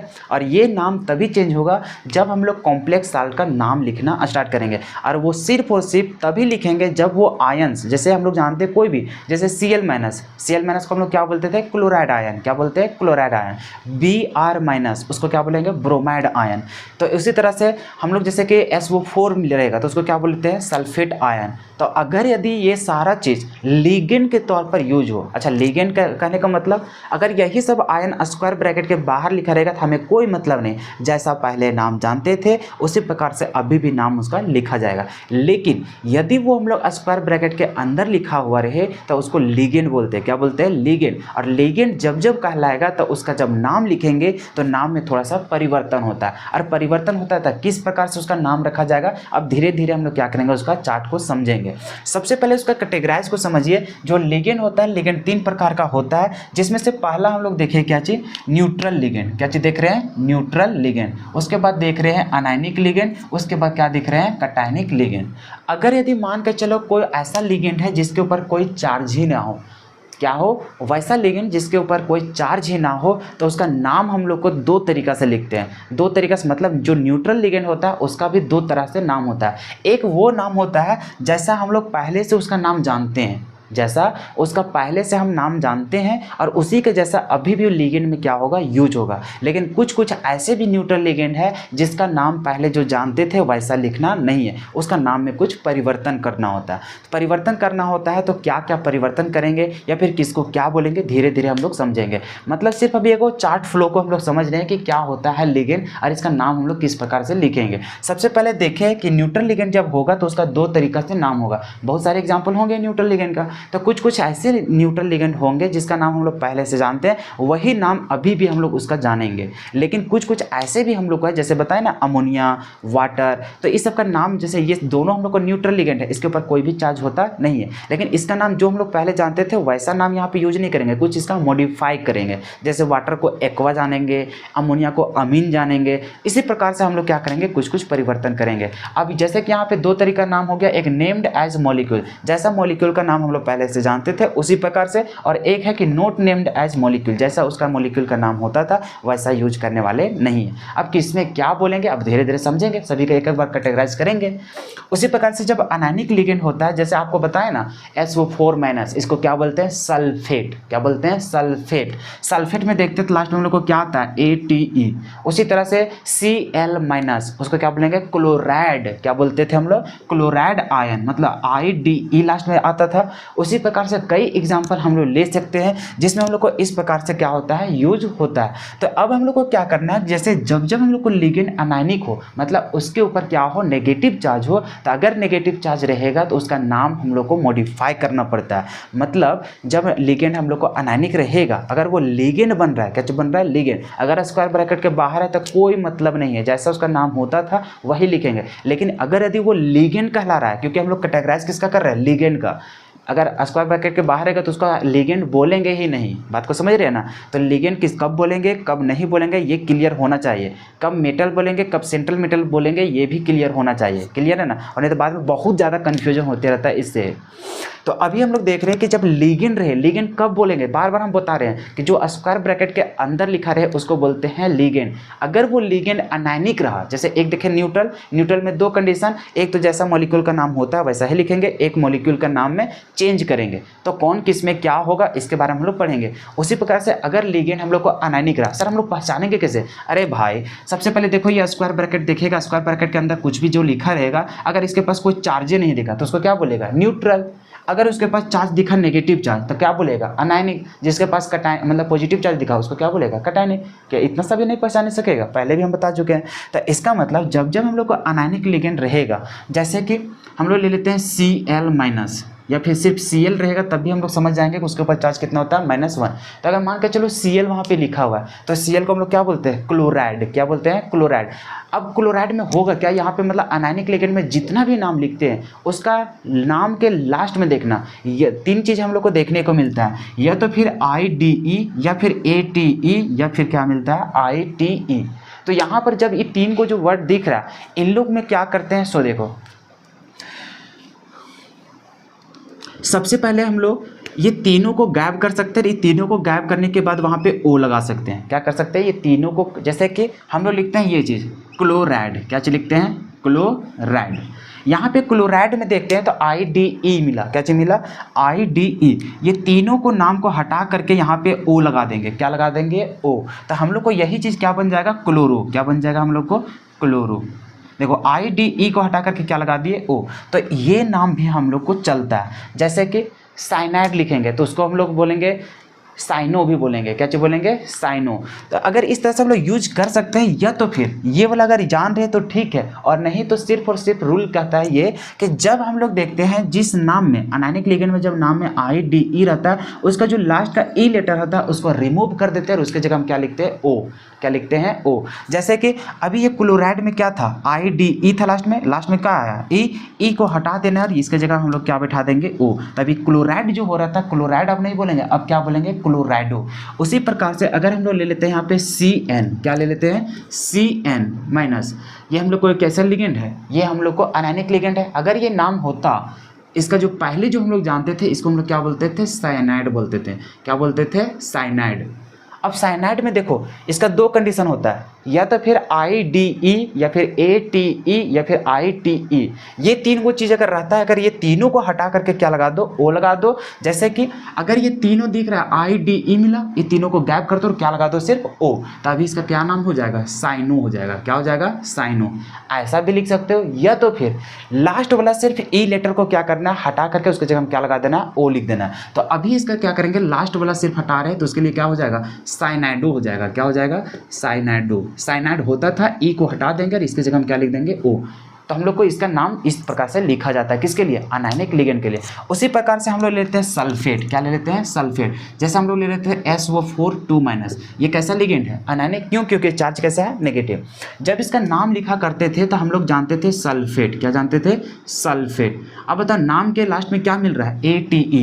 देखो ATE, ATE में क्या करेंगे, E को हटा करके O जोड़ दो तो हम लोग को क्या बन जाएगा, ATO। तभी इसका नाम हम लोग को क्या हो जाता है, सल्फेटो हो जाएगा। क्या हो जाएगा हम लोग को, सल्फेटो। E को हटा करके O, ऐसा लिख सकते हो। या तो फिर यहाँ पे ATE को हटा करके डायरेक्टली O लगा सकते हो तो क्या हो जाएगा, सल्फो। तो हम लोग ज़्यादातर में डायरेक्टली तीनों लेटर को गैप नहीं करते हैं, कुछ कुछ चीज़ों में हम लोग क्या करते हैं, तीनों लेटर को गैप करते हैं। और नहीं तो सिंपल हम लोग क्या करते हैं, सिर्फ लास्ट का E जो लेटर रहता है उसको हटा करके क्या करते हैं, O। तो आपको कौन वाला प्रीफर करना है, ज़्यादातर आप प्रीफर ये करिएगा, सिर्फ ये रूल को समझ आइएगा कि लिखने का दोनों लिखते हैं, लेकिन ज़्यादातर जो आपको देखने को मिलेगा वो सिर्फ और सिर्फ E लेटर को हटा करके क्या रहेगा वहाँ पे, O। जैसे कि क्लोराइड था तो वहाँ पे क्लोरो नहीं, वहाँ पे क्या मिलेगा आपको, क्लोराइडो मिलेगा। क्या मिलेगा, क्लोराइडो। जैसे सल्फेट था, सल्फेट के लिए क्या रहेगा, सल्फेटो रहेगा। क्लियर है यहाँ तक। साइनाइड रहेगा तो क्या रहेगा, साइनाइडो रहेगा। क्लियर है ना। तो ये सब हम लोग को यहाँ पे क्या होगा, कुछ कुछ चीज़ों को देखने को मिलेगा। क्लियर है यहाँ तक। चलिए, तो यहाँ पर हम लोग ये चीज़ समझे सर अभी तक कि लिगेंड का हम लोग देख रहे थे टाइप। और टाइप में देखें तो 3 टाइप का उसको कैटेगराइज किया गया है, कैटायनिक और क्या चाहिए, अनायनिक। तो जब जब हम लोग को लिगेंड का नाम जब हम लोग लिखा करेंगे तो उसका जो हम लोग पहले से नाम जानते हैं, क्या जानते हैं, नाम, तो उस नाम को थोड़ा सा मॉडिफाई करना पड़ता है। अगर वो न्यूट्रल लिगेंड रहा तो कुछ कुछ जगह में जैसा पहले होता है वही नाम अभी भी यूज करते हैं, लेकिन बहुत सारे मॉलिक्यूल ऐसे होते हैं जिसमें हम लोग नाम को क्या करना पड़ता है, एक्सचेंज करना पड़ता है। तो कैसे चेंज करेंगे वो धीरे धीरे हम लोग समझेंगे। फिर उसी प्रकार से अनायनिक लिगेंड अगर दिखा, वो लिगेंड रहा और वो कैसा रहा हम लोग को, अनायनिक, तो उसका नाम में हम लोग मॉडिफाई करते हैं। जैसे क्लोराइड है तो लास्ट के जो ई लेटर होता है उसको हटा देते हैं, चाहे सल्फेट हो गया ऐसे करके, मतलब लास्ट में ITE रहा, चाहे IDE रहा, चाहे ATE रहा, तो सभी में ई लेटर को हटा करके उसके जगह हम क्या लगा देना है, O लिख देना है। क्लियर रहेगा ना इतना। उसके बाद आ जाते हैं कैटायनिक लिगेंड, जिसमें हम लोग को पॉजिटिव चार्ज रहे। तो अगर पॉजिटिव चार्ज दिखा तो उसमें क्या करते हैं, सफिक्स में हम लोग क्या करते हैं, NIUM ऐड कर देते हैं। क्या चीज कर देते हैं, मतलब NIUM हम लोग ऐड कर देते हैं। अब ये सफिक्स होता क्या है, तो ये सफिक्स होता है नाम के लास्ट में, इसको क्या बोलते हैं, नेम के लास्ट में। तो नाम के लास्ट में हम लोग क्या करते हैं, ये जो NIUM है उसको हम लोग क्या करते हैं, ऐड कर देते हैं। जो भी हम लोग को कैटायनिक लिगेंड देगा उसका कुछ ना कुछ तो पहले से नाम होता होगा, उसमें हम लोग क्या कर देंगे, सिर्फ अपने से क्या कर देंगे, NIUM ऐड कर देंगे, तो वो हम लोग हो जाएगा कैटायनिक लिगेंड। क्लियर है। हालांकि कैटायनिक लिगेंड हम लोग ज़्यादा नहीं पढ़ने वाले, सिर्फ और सिर्फ 2 पढ़ने वाले हैं, ठीक है। अब वो 2 क्या है हम लोग एक एक करके अब क्या करेंगे, जिक्र करेंगे। तो ये था हम लोग को क्या चाहिए, लिगेंड का क्लासिफिकेशन, कि कैसा हम लोग को लिगेंड होता है। लिगेंड का कैटेगराइज करेंगे तो किस प्रकार से उसका नाम में हम लोग को क्या करना पड़ेगा, मॉडिफाई करना पड़ेगा।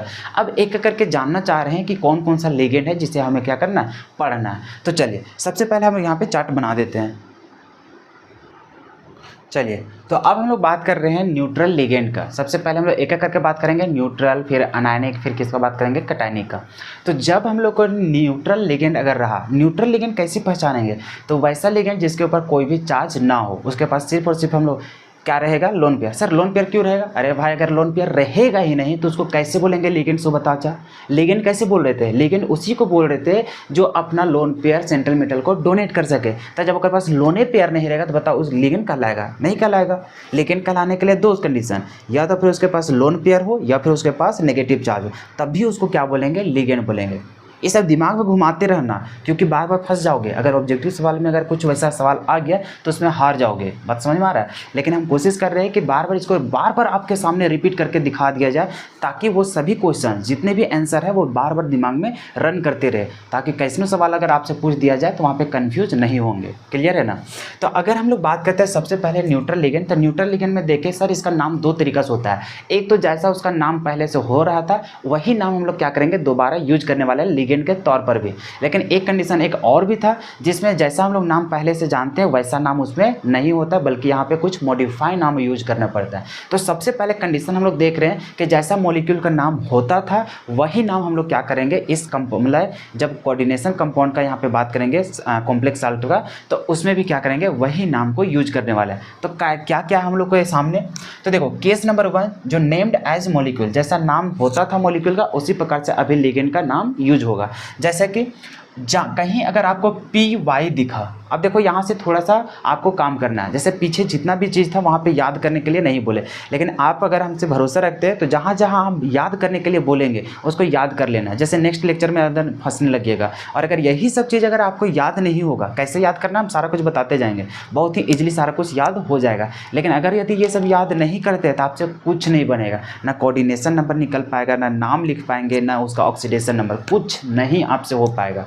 बात समझ में आ रहा है। तो जितना इंडिकेट करते जाएंगे उसको आप फॉलो करते जाइएगा। सबसे पहले देख रहे हैं यहाँ पे 3 वो एग्जाम्पल है, तीनों एग्जाम्पल को आपको समझ जाना है पूरा एकदम, हमेशा सोते जागते हमेशा ये दिमाग में आपको घूमते रहना चाहिए। सबसे पहले देख रहे हैं कि कभी भी अगर नाम के समय जैसे कभी भी इस प्रकार से लिखा हुआ है और यहाँ पर दिख गया PY, क्या चीज़ दिख गया, PY, तो PY का मतलब होता क्या है, ये चीज़ आपको याद होना चाहिए। सिर्फ यहाँ पे PY है, लेकिन PY का मतलब क्या होता है, पैरिडीन होता है। क्या होता है, पैरिडीन। तो PY भी लिखा रहेगा या तो फिर उसके सामने ये फॉर्मूला लिखा रहेगा। अगर ये फॉर्मूला लिखा हुआ है C5H5N, या तो फिर ये स्ट्रक्चर्स कहीं स्ट्रक्चर्स शायद वहाँ पे दिखेगा नहीं, लेकिन अगर ये फॉर्मूला दिखा या तो फिर PY रहा तो उसका मतलब या फिर उसका नाम जो होता है वो क्या होता है हम लोग को पैरिडीन होता है। क्या होता है पैरिडीन। तो ये पैरिडीन क्या दिखाता है हम लोग को PY, क्या दिखाता है PY। कहीं भी अगर जिंदगी में PY दिखा इसका मतलब वहाँ पे समझ जाना कि उसका मतलब क्या होता है पैरिडीन। पैरिडीन का फॉर्मूला क्या होता है C5H5 और क्या होता है एक नाइट्रोजन। और उसका अगर स्ट्रक्चर्स को पूछ दिया जाए तो स्ट्रक्चर्स क्या होता है, देखो एक जैसे बेंजीन छापता है ना उसी प्रकार से बेंजीन छाप रहा है। चलो फिर से छाप के दिखा देते हैं, ठीक है। जैसे बेंजीन छापता है तो उसमें क्या करता है 6 को ऐसा करके बनाता है, क्लियर है। अब उसमें जो करता है, अब ये जो देख रहा है लास्ट वाला कहीं भी एक को क्या करना उसको मिटा देना कार्बन को, और यहाँ पे क्या लगा देना नाइट्रोजन। क्या लगा देना नाइट्रोजन। अब जैसे बेंजीन में क्या करते थे एक को बॉन्ड छोड़ करके डबल बॉन्ड देते थे, तो इसी प्रकार से यहाँ पर भी देंगे, इधर डबल बॉन्ड सिंगल उसके बाद डबल फिर क्या हो जाएगा डबल। और इसके पास नाइट्रोजन के पास कितना बॉन्ड बना सकता है ये 3 गो, तो 3 गो यहाँ पे बना हुआ है। और इसके पास वैलेंस इलेक्ट्रॉन बात करते हैं तो 5 होता है, जिसमें से 3 को बॉन्ड बना लिया, तो अभी कितना बचा होगा 2। तो 2 मिल करके यहाँ पे इलेक्ट्रॉन जो बचता है उसी को बोलते हैं लोन पेयर। क्या इसके पास लोन पेयर दिखाई दिया, बिल्कुल। अरे लोन पेयर है तभी तो ये अपना लोन पेयर डोनेट करेगा, तो ये डोनेट करेगा लोन पेयर, तभी तो इसको हम लोग क्या बोल रहे हैं लिगेंड बोल रहे हैं। तो कभी भी क्या ये हम लोग को लिगेंड दिखाई दे रहा है, बिल्कुल दिखाई दे रहा है। क्यों, क्योंकि इसके पास क्या मौजूद है लोन पेयर। और ये कैसा हम लोग को लिगेंड है सर, इसके पास कोई भी पॉजिटिव नेगेटिव चार्ज नहीं दिखा, इसलिए ये कैसा हम लोग को न्यूट्रल लिगेंड है, क्लियर है। और जब भी इसको बोलते हैं PY तो उसको नाम क्या होता है पैरिडीन, या फिर उसका फॉर्मूला याद कर लीजिएगा C5H5N, और उसका स्ट्रक्चर्स को याद रख लीजिएगा कि इसी प्रकार से उसका स्ट्रक्चर्स बनता है, और यही लोन पेयर सेंट्रल मेटल को क्या करता है डोनेट करता है। बात को समझ रहे हैं। तो ये हम लोग को नाम यहाँ पे याद कर लेना पड़ेगा, बहुत जगह हम लोग को यूज हो जाता है डायरेक्टली नाम लिखने समय, क्लियर है। हालांकि अभी सिर्फ इसको रिमेंबर कीजिएगा, बाकी प्रैक्टिस करते करते इतना सारा एग्जाम्पल आप लोग के सामने करवाने वाले हैं कि खुद व खुद आपको याद हो जाएगा। लेकिन फिर भी अपने तरफ से अभी एफर्ट जरूर डालिएगा, क्योंकि आगे चल के फिर समझना मुश्किल हो जाएगा, क्योंकि यही सब याद रहेगा तभी आप नाम लिख पाएंगे। एग्जाम्पल बहुत सारे थे लेकिन वो सभी हम यहाँ पे नहीं लिखवा रहे हैं, वही लिखवा रहे हैं जो हम लोग को ज़्यादातर यूज होता है, क्लियर है। चलिए अब कभी भी अगर हम लोग को PH3P लिखा, क्या चीज लिखा हो PH3P, तो PH3P का मतलब क्या होता है सो समझिए, उसका नाम पूरा होता है ट्राइफिनाइल फॉस्फेट। क्या होता है ट्राइफिनाइल फॉस्फेट। ये जो 3 है लिखा हुआ, 3 के लिए ट्राई लिखते हैं और PH के लिए हम लोग लिखते हैं फिनाइल। फिनाइल बताता है कि वहाँ पे बेंजीन है, क्या है बेंजीन। और उसी तरह से जो फास्फोरस है, फास्फोरस को यहाँ पे दिखा रहा है फॉस्फेट। इसका जब स्ट्रक्चर्स की बात करते हैं तो यहाँ पे सबसे पहले देखो क्या दिख रहा है फास्फोरस, फास्फोरस दिखती है। फास्फोरस के साथ कितना हम लोग को बेंजीन दिख रहा है, PH का मतलब क्या होता है बेंजीन। क्या होता है बेंजीन। तो बेंजीन कितना जुड़ा हुआ है 3 गो, तो यहाँ पे बेंजीन कितना जोड़ दिया 3 गो। अब बताओ कि फास्फोरस कितना बॉन्ड बनाया है 3 गो, और फास्फोरस के पास देखोगे वैलेंस इलेक्ट्रॉन कितना होता है 5, तो 3 गो यहाँ पे बॉन्ड बनाने में चल गया, तभी बच्चा कितना होगा 2 गो, तो 2 गो बराबर क्या हो जाता है एक लोन पेयर। तो अभी यही लोन पेयर क्या करता है सेंट्रल मेटल को डोनेट करता है, इसलिए इसको क्या बोलते हैं लिगेंड बोलते हैं। और कैसा लिगेंड है हम लोग को न्यूट्रल लिगेंड है। क्यों, क्योंकि इसके पास हम लोग को कोई भी चार्ज देखने को नहीं मिल रहा है, क्लियर है। ये PH का मतलब क्या होता है बेंजीन, PH का मतलब बेंजीन होता है, क्लियर है ना। तो ये हम लोग को याद रखना पड़ेगा कि PH3P कभी भी यूज हुआ तो इसका मतलब होता है ट्राइफिनाइल फॉस्फेट। और अभी के लिए हम बता दे रहे हैं, हालांकि आपको याद तो कर लेना है, क्या गारंटी कौन सा कहाँ पे हम लोग को यूज हो जाएगा, लेकिन ज़्यादातर जो हम लोग को यूज होने वाला है वो ये यूज होने वाला है, क्लियर है। ये उतना हम लोग को यूज नहीं होने वाला है, और फिर ये जो हम लोग देख रहे हैं ये हम लोग को बहुत ज़्यादा यूज होने वाला है। अब ऐसा नहीं कि ये हम लोग भूल जाएंगे, अरे सीखने में क्या जाता है, क्योंकि इस प्रकार का मॉलिक्यूल हम लोग को देखने को मिल सकता है, कॉम्पिटिटिव में तो मिल ही जाता है, लेकिन क्या गारंटी आपका भी बोर्ड एग्जाम में दे दिया, तो इसलिए इसका नाम थोड़ा सा रिमेंबर कर लीजिएगा, कोई टफ तो है नहीं।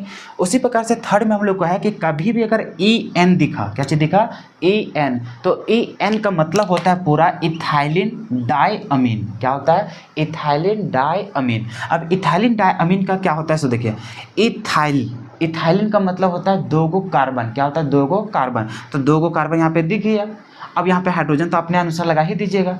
उसके बाद डाई का मतलब क्या होता है 2, और अमीन का मतलब क्या होता है NH3। क्या होता है NH3। तो यहाँ पर NH3 तो पूरा लगेगा नहीं, क्योंकि कार्बन के साथ जुड़ रहा है, तो कार्बन तो 3 ही बॉन्ड बनाता है, तो 2 हाइड्रोजन रखेगा और 1 किसके साथ बना लेगा कार्बन के साथ। मतलब 2 जगह हम लोग को क्या जुड़ेगा NH2 जुड़ेगा, और कितना कार्बन रहेगा वहाँ पे 2 गो। तो सारा कुछ देखो इस नाम में ही हम लोग को इंडिकेट कर देता है। डाई अमीन मतलब 2 गो वहाँ पे क्या होगा NH2 लगा हुआ रहेगा, किसके साथ इथाइलिन के साथ। इथाइलिन का मतलब होता है 2 गो कार्बन, तो बीच में 2 कार्बन और दोनों कार्बन के साथ दोनों तरफ क्या रहेगा NH2 लिखा हुआ रहेगा। तो इसी को हम लोग मतलब इथाइलिन डायमीन बोलते हैं, या फिर उसी को हम लोग शॉर्ट में क्या लिखता है, EN। तो आपको भी इतना सारा फॉर्मूला लिख करके या फिर नाम नहीं लिखा रहेगा, डायरेक्टली आपको क्या रहेगा वहाँ पे EN लिखा रहेगा। क्या रहेगा, EN। तो EN कभी भी आपको दिख गया तो इसका मतलब आपको पता होना चाहिए कि वहाँ पे किसका जिक्र कर रहा है, इथाइलिन डायमीन।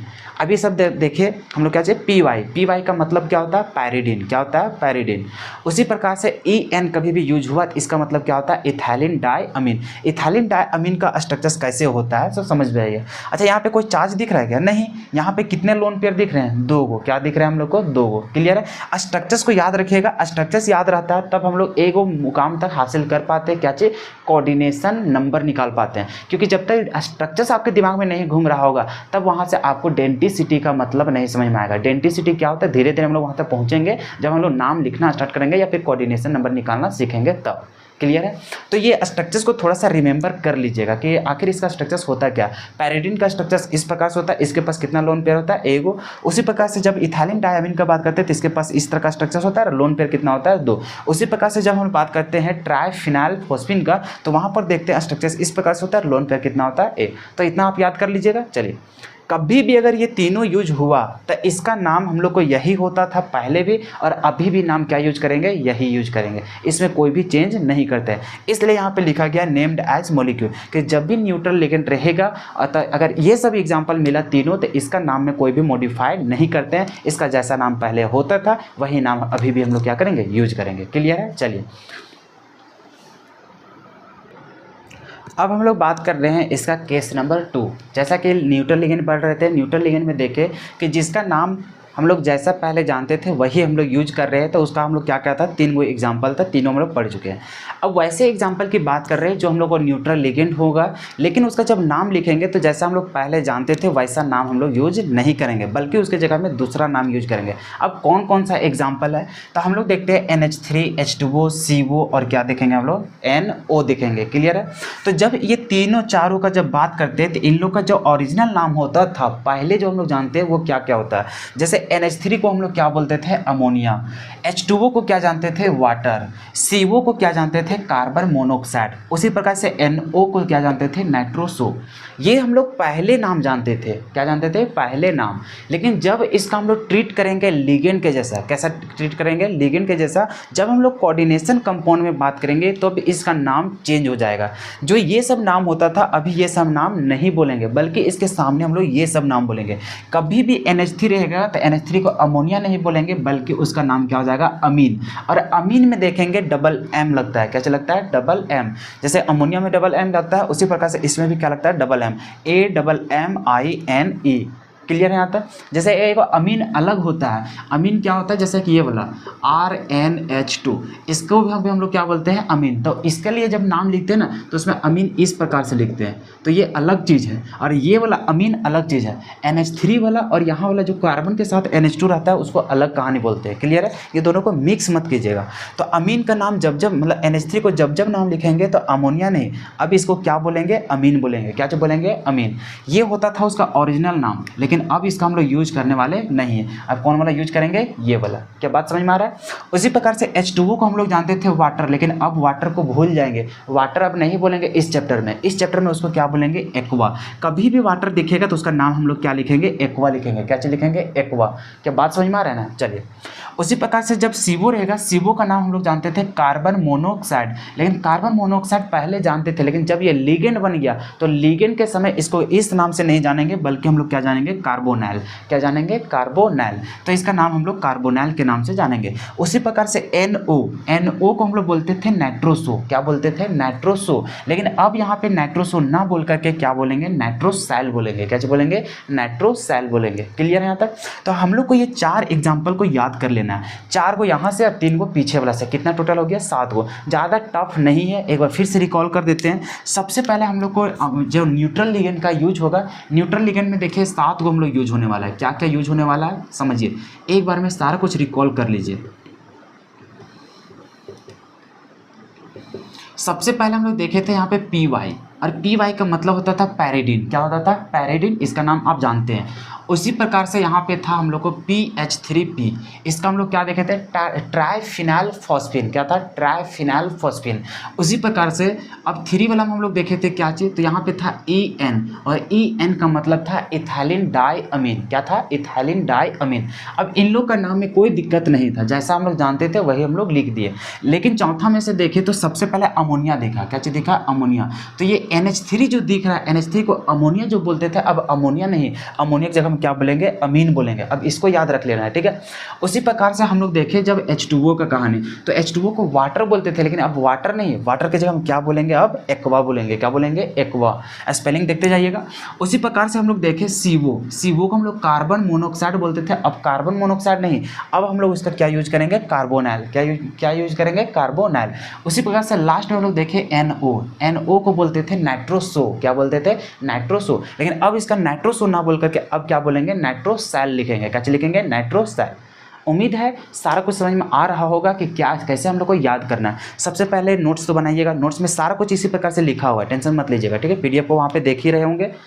अरे जाकर के डाउनलोड तो कर लियो ना PDF। कैसे जुड़ना है? टेलीग्राम में जा लेना, लिंक नहीं मिल रहा नीचे कमेंट करना, या फिर कमेंट सेक्शन में दिख जाएगा लिंक, वहाँ से ज्वाइन कर लेना, या फिर डिस्क्रिप्शन में देख लेना। अरे कहीं भी जाकर के ढूंढोगे लिंक मिल जाएगा तुमको टेलीग्राम में। क्लियर है?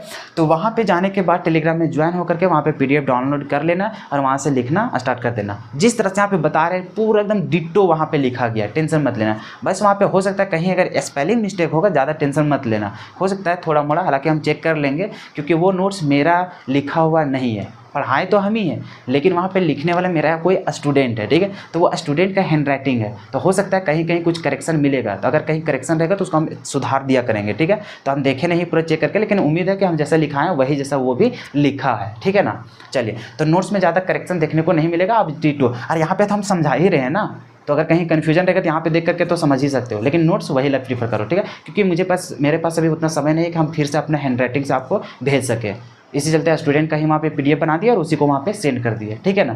तो उम्मीद करते हैं कोई ज़्यादा वहाँ पे दिक्कत नहीं हो रहा होगा। वो नोट्स मेरा ही है, टेंशन मत लो, बस खाली लिखने का वो स्टूडेंट का है, ठीक है। तो ये सब जो चार्ट अभी तक बताएं, ये चार्ट को आपको याद करना पड़ेगा। सर ज़्यादा तकलीफ तो है नहीं, अरे है क्या तकलीफ? देखो कितना छोटा छोटा एग्जाम्पल है, सभी को NH3 नहीं जानता था, सो बताओ ना। NH3 को जानता था ना, अमोनिया, अमीन जानना। H2O को नहीं जानता था क्या? H2O को जानते थे वाटर सर, अब क्या जानेगा? एक्वा। NO को नहीं जानता था, नाइट्रोसो, अब उसको क्या जानेंगे? नाइट्रोसैल। CO को नहीं जानता था, कार्बन मोनोऑक्साइड, जानता था, तो अब उसको क्या जानेंगे? कार्बोनाइल जानेंगे। क्या जानेंगे? कार्बोनाइल। खेत खत्म। उसी प्रकार से EN नहीं जानते थे, PH3P को नहीं जानते थे, और किसको नहीं जानते थे? PY को नहीं जानते थे। अब 3 को खाली याद ही करना है। PY को क्या बोलते हैं? पैरिडीन।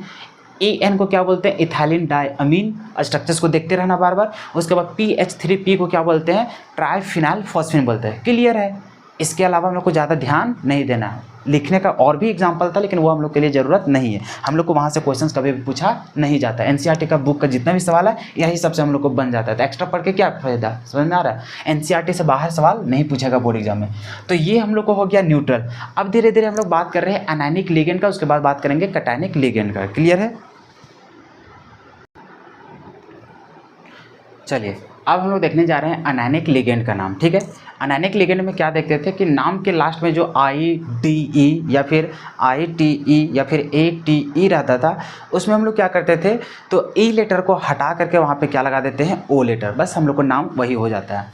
अब जैसे कि बहुत सारे एग्जाम्पल है, वहाँ पे चार्ट आपका बनाया गया है कॉपी में, उसको आपको याद कर लेना है। अब यही सब याद नहीं रहेगा तो आगे चल के गड़बड़ी हो जाएगा, ठीक है। मेहनत कीजिएगा, 2-3 बार लिखने की प्रयास कीजिएगा कॉपी में, ऑटोमेटिक याद हो जाएगा। बार बार देख के पहले, सबसे पहले क्या कीजिएगा? देख करके याद कीजिएगा। देखो, याद करने का तरीका आप लोगों को सिखा दे रहे हैं। सबसे पहले जब याद नहीं होता है, कैसे नहीं याद होता है? जब हम लोग देख करके सिर्फ पढ़ते रहते हैं, वैसे याद नहीं होता है। जैसे ये चार्ट को 1-2 बार पूरा देख लीजिएगा, जितना मन भर देखना है, जितना बार देखना है उस तरह से देख लीजिए। उसके बाद रफ कॉपी निकालिए, उसको क्या कीजिए? देख करके लिखिए, 1 बार नहीं, 2 बार नहीं, 3 बार नहीं, 4 बार, जब तक आपका कॉन्फिडेंस ना बढ़ जाए। पहले लिख लीजिए, क्लियर है।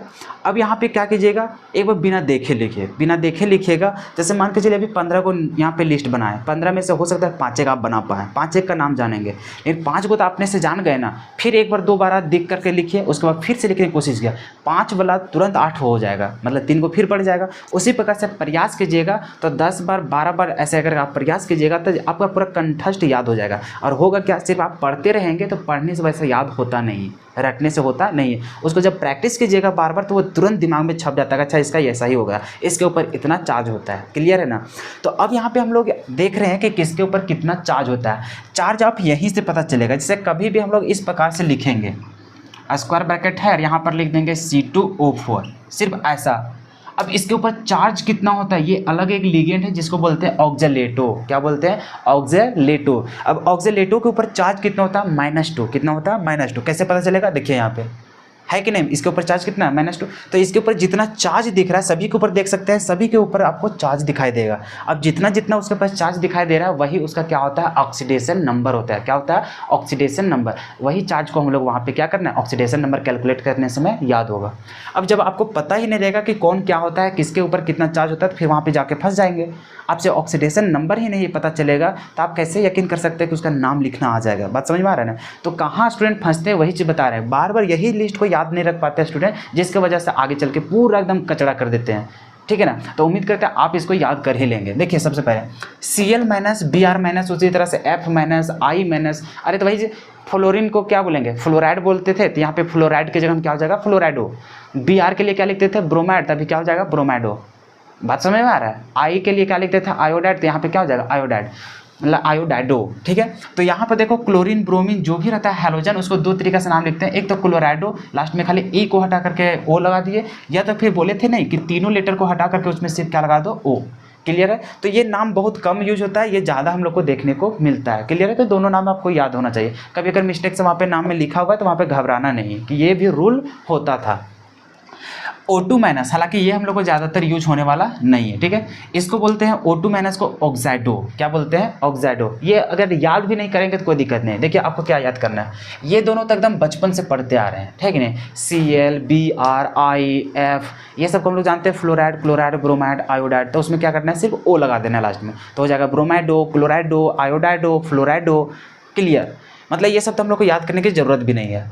अब आ जाते हैं, इसको भी हम हटा दिए, ठीक है। ये वाला भी लिस्ट से हटा दीजिए, इसको हम लोग को याद नहीं करना है। ये वाला जाकर के जब नोट लिखेंगे वहाँ पे लगा दीजिएगा टिक टिक, किसको किसको हम लोग को याद करना है, क्योंकि यही सब हम लोग को क्या बार बार रिपीट होते रहेगा।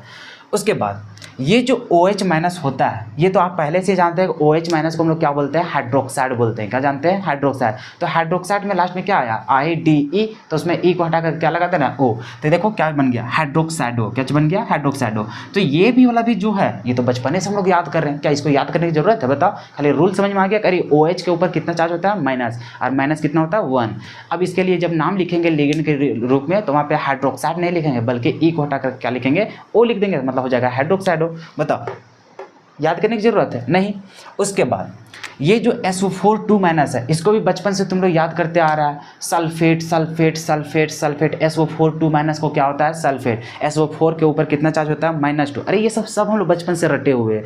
तो अब हम लोग के दिमाग में आ गया कि अरे SO4 को क्या बोलते हैं, सल्फेट। सल्फेट ATE, लास्ट में क्या करना है, ए को हटा करके क्या लगा देना है, O। तो देखो हम लोग को क्या बन गया, सल्फेटो। क्या इसको भी याद करने की जरूरत है, बताओ। ये सब हम लोग बचपन में पढ़ चुके हैं। अब उसी प्रकार से देखो PO4 3-, PO4 3- को हम लोग जानते थे फॉस्फेट। क्या नाम से जानते थे, फॉस्फेट। जैसे सल्फेट होता है उसी प्रकार से क्या होता है, फॉस्फेट। फॉस्फेट जान गए। इसके ऊपर चार्ज कितना होता है, तो आप भी जान गए। जैसे SO4 के ऊपर 2- होता है, PO4 के ऊपर कितना होता है, 3-। तो अगर चार्ज आपको अगर थोड़ा सा दिक्कत हो रहा होगा तो थोड़ा सा चार्ज को याद कर लीजिए। लेकिन ये सब नाम हम लोग क्या कर लिए हैं, बचपन से ही जानते हैं कि PO4 3- को क्या बोलते हैं, फॉस्फेट। क्या बोलते हैं, फॉस्फेट। तो यहाँ पे ई को हटाकर क्या लगा दिया, O, तब हो गया फॉस्फेटो। बताओ, ये सब हम लोग को याद करने की जरूरत है, सो बताओ। उसी तरह से CO3 को हम लोग बोलते थे कार्बोनेट। क्या बोलते थे, कार्बोनेट। और कार्बोनेट, अरे नहीं पढ़े हैं, कैल्शियम कार्बोनेट। क्या पढ़े हैं, कैल्शियम कार्बोनेट। फॉर्मूला होता था CaCO3। इसको चार्ज हम लोग कैसे बात देते थे, कैल्शियम के ऊपर +2, और इसके ऊपर कितना चार्ज होगा, तो उसी का ऑपोजिट 2 क्या नहीं जान गया, CO3। देखो इसको बोलते थे कैल्शियम कार्बोनेट, कैल्शियम को हटा दो, अब क्या हो गया कार्बोनेट, वही कार्बोनेट अभी यूज हुआ है, देखो कार्बोनेट, बस कार्बोनेट में चार्ज कितना होता है -2, अभी भी कितना -2। अरे ये सब तो हम लोग बचपन से ही याद किए हैं यार, 9th 10th से ही हम लोग पढ़ते आ रहे हैं। अब बताओ इसका नाम में हम लोग क्या करेंगे, ए में सिर्फ ओ लगा दिए, बताओ याद करने की जरूरत हुआ नहीं, बस 1-2 बार याद करोगे पढ़ोगे बस दिमाग में बैठ जाएगा, क्योंकि ये सब बचपन में ही हम लोग पढ़े हुए हैं। उसके बाद ये जो NO2 है, ये NO2 को 2 तरीक़ा से दिखाया जाता है, एक NO2 ऐसा और एक हम लोग दिखाते हैं पहले ऑक्सीजन फिर नाइट्रोजन फिर ऑक्सीजन, क्योंकि इसमें देखते हैं तो इसमें नाइट्रोजन और ऑक्सीजन दोनों लिगेंड के जैसा काम करता है, मतलब डोनेट करता है अपना इलेक्ट्रॉन। एक समय में देखो नाइट्रोजन के पास क्या होता है, लोन पेयर होता है, क्या होता है लोन पेयर, और ऑक्सीजन के ऊपर क्या होता है नेगेटिव। लेकिन जब NO2 सिर्फ लिखा रहे तो इसका मतलब होता है नाइट्रोजन अगर पहले रहेगा तो इस समय देखो उसके पास डोनेट करने की क्षमता है, नेगेटिव चार्ज है, मतलब नेगेटिव भी हम लोग को डोनेट कर सकता है, और नेगेटिव किसके पास होता है ऑक्सीजन के पास। और जो ऑक्सीजन नाइट्रोजन है, नाइट्रोजन के पास क्या है लोन पेयर। जैसे उसका स्ट्रक्चर देखोगे NO2 का तो इस प्रकार से दिखेगा,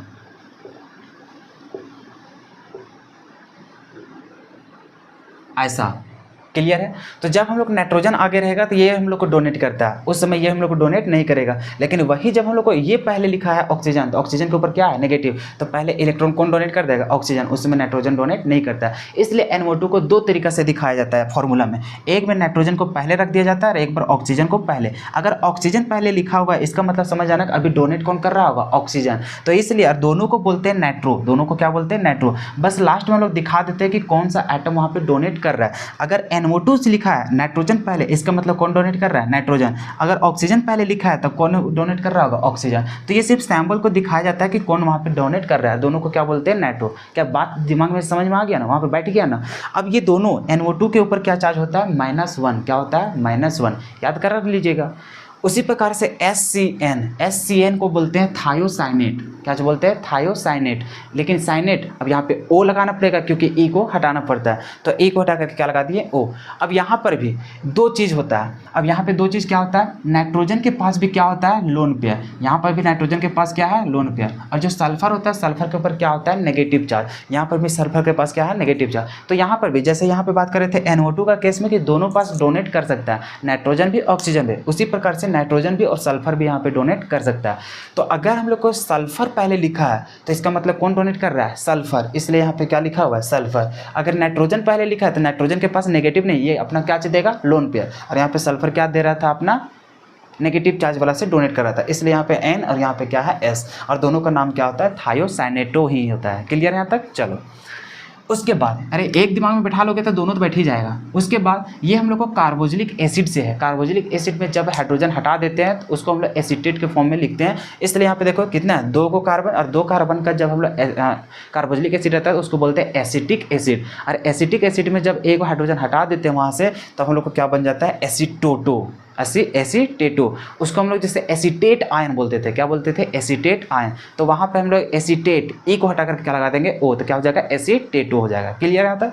उसके बाद C2O4 ये हम लोग को होता है ऑक्जेलेटो। इसका एक और नाम देखने को मिलेगा, या तो फिर C2O4 दिखेगा या फिर वहाँ पे OX2- दिखेगा, ऐसा करके OX बैल वाला OX नहीं, OX का मतलब होता है ऑक्जेलेटो। क्या होता है ऑक्जेलेटो।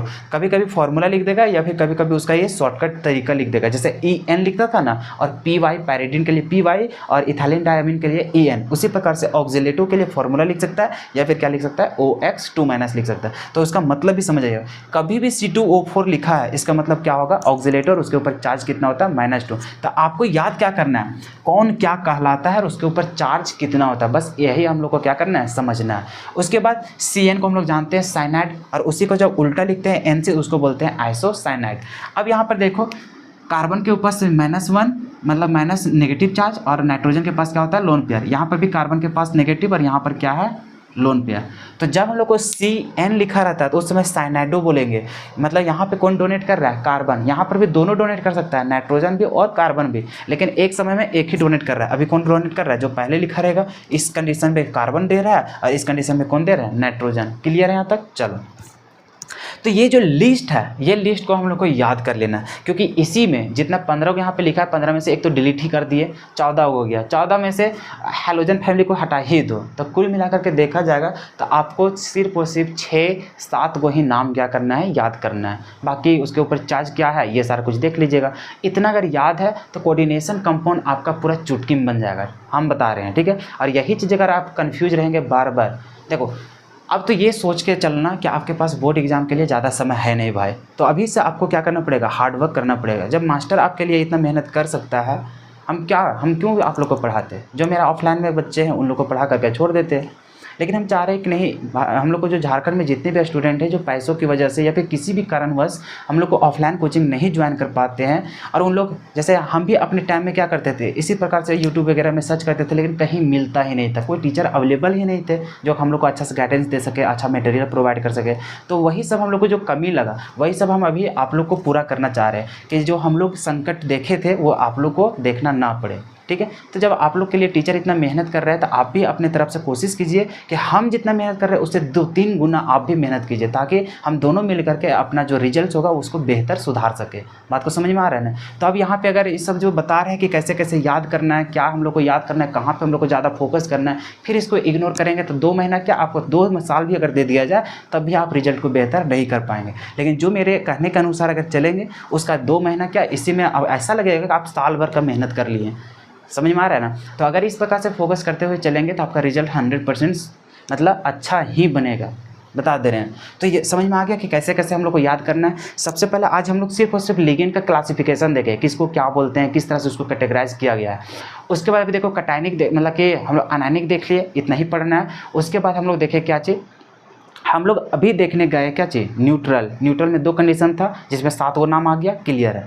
अब हम लोग के पास एक बचा है क्या चीज़, कटायनिक। क्या चीज़ है, कटायनिक में 2 को हम लोग को पढ़ना है, दोनों अभी बता देते हैं, क्लियर हो जाएगा, ठीक है।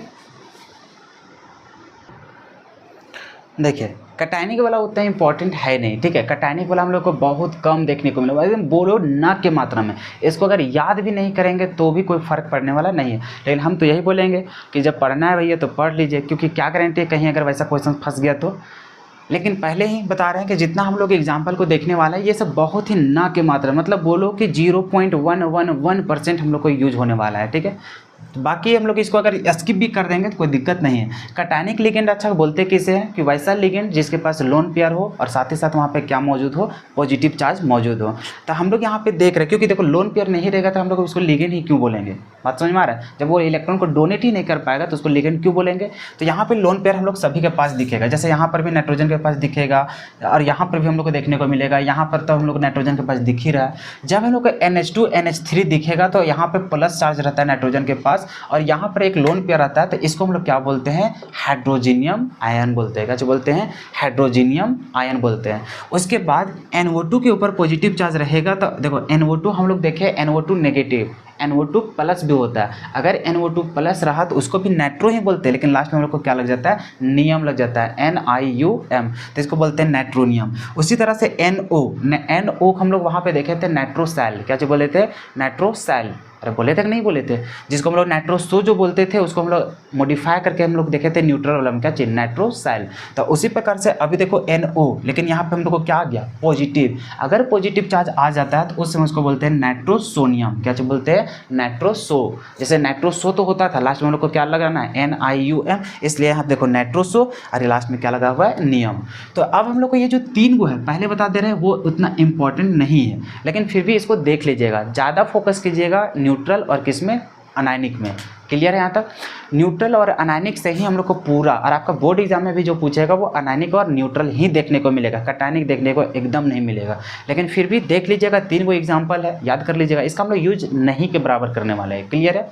तो ये था हम लोग लिगेंड के बारे में जाने।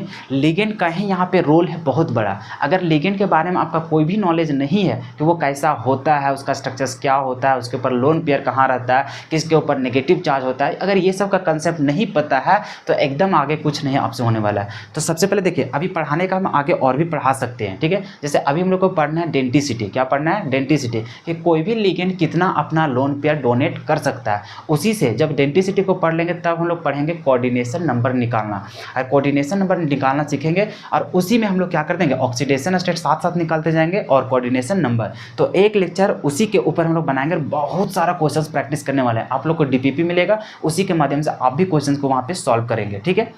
तो इस प्रकार से जब हम लोग देख लेंगे ऑक्सीडेशन स्टेट और कोऑर्डिनेशन नंबर, अगला लेक्चर में खत्म हो जाएगा। उसके बाद एक लेक्चर बचेगा जहाँ से हम लोग नाम लिखना सीखेंगे, उसके बाद नाम लिखना सीख जाएंगे। उसके बाद एक लेक्चर बचेगा क्या चीज़ के लिए, IUPAC मतलब कि आइसोमेरिज्म के लिए। क्लियर हो जाएगा, बस चैप्टर खत्म।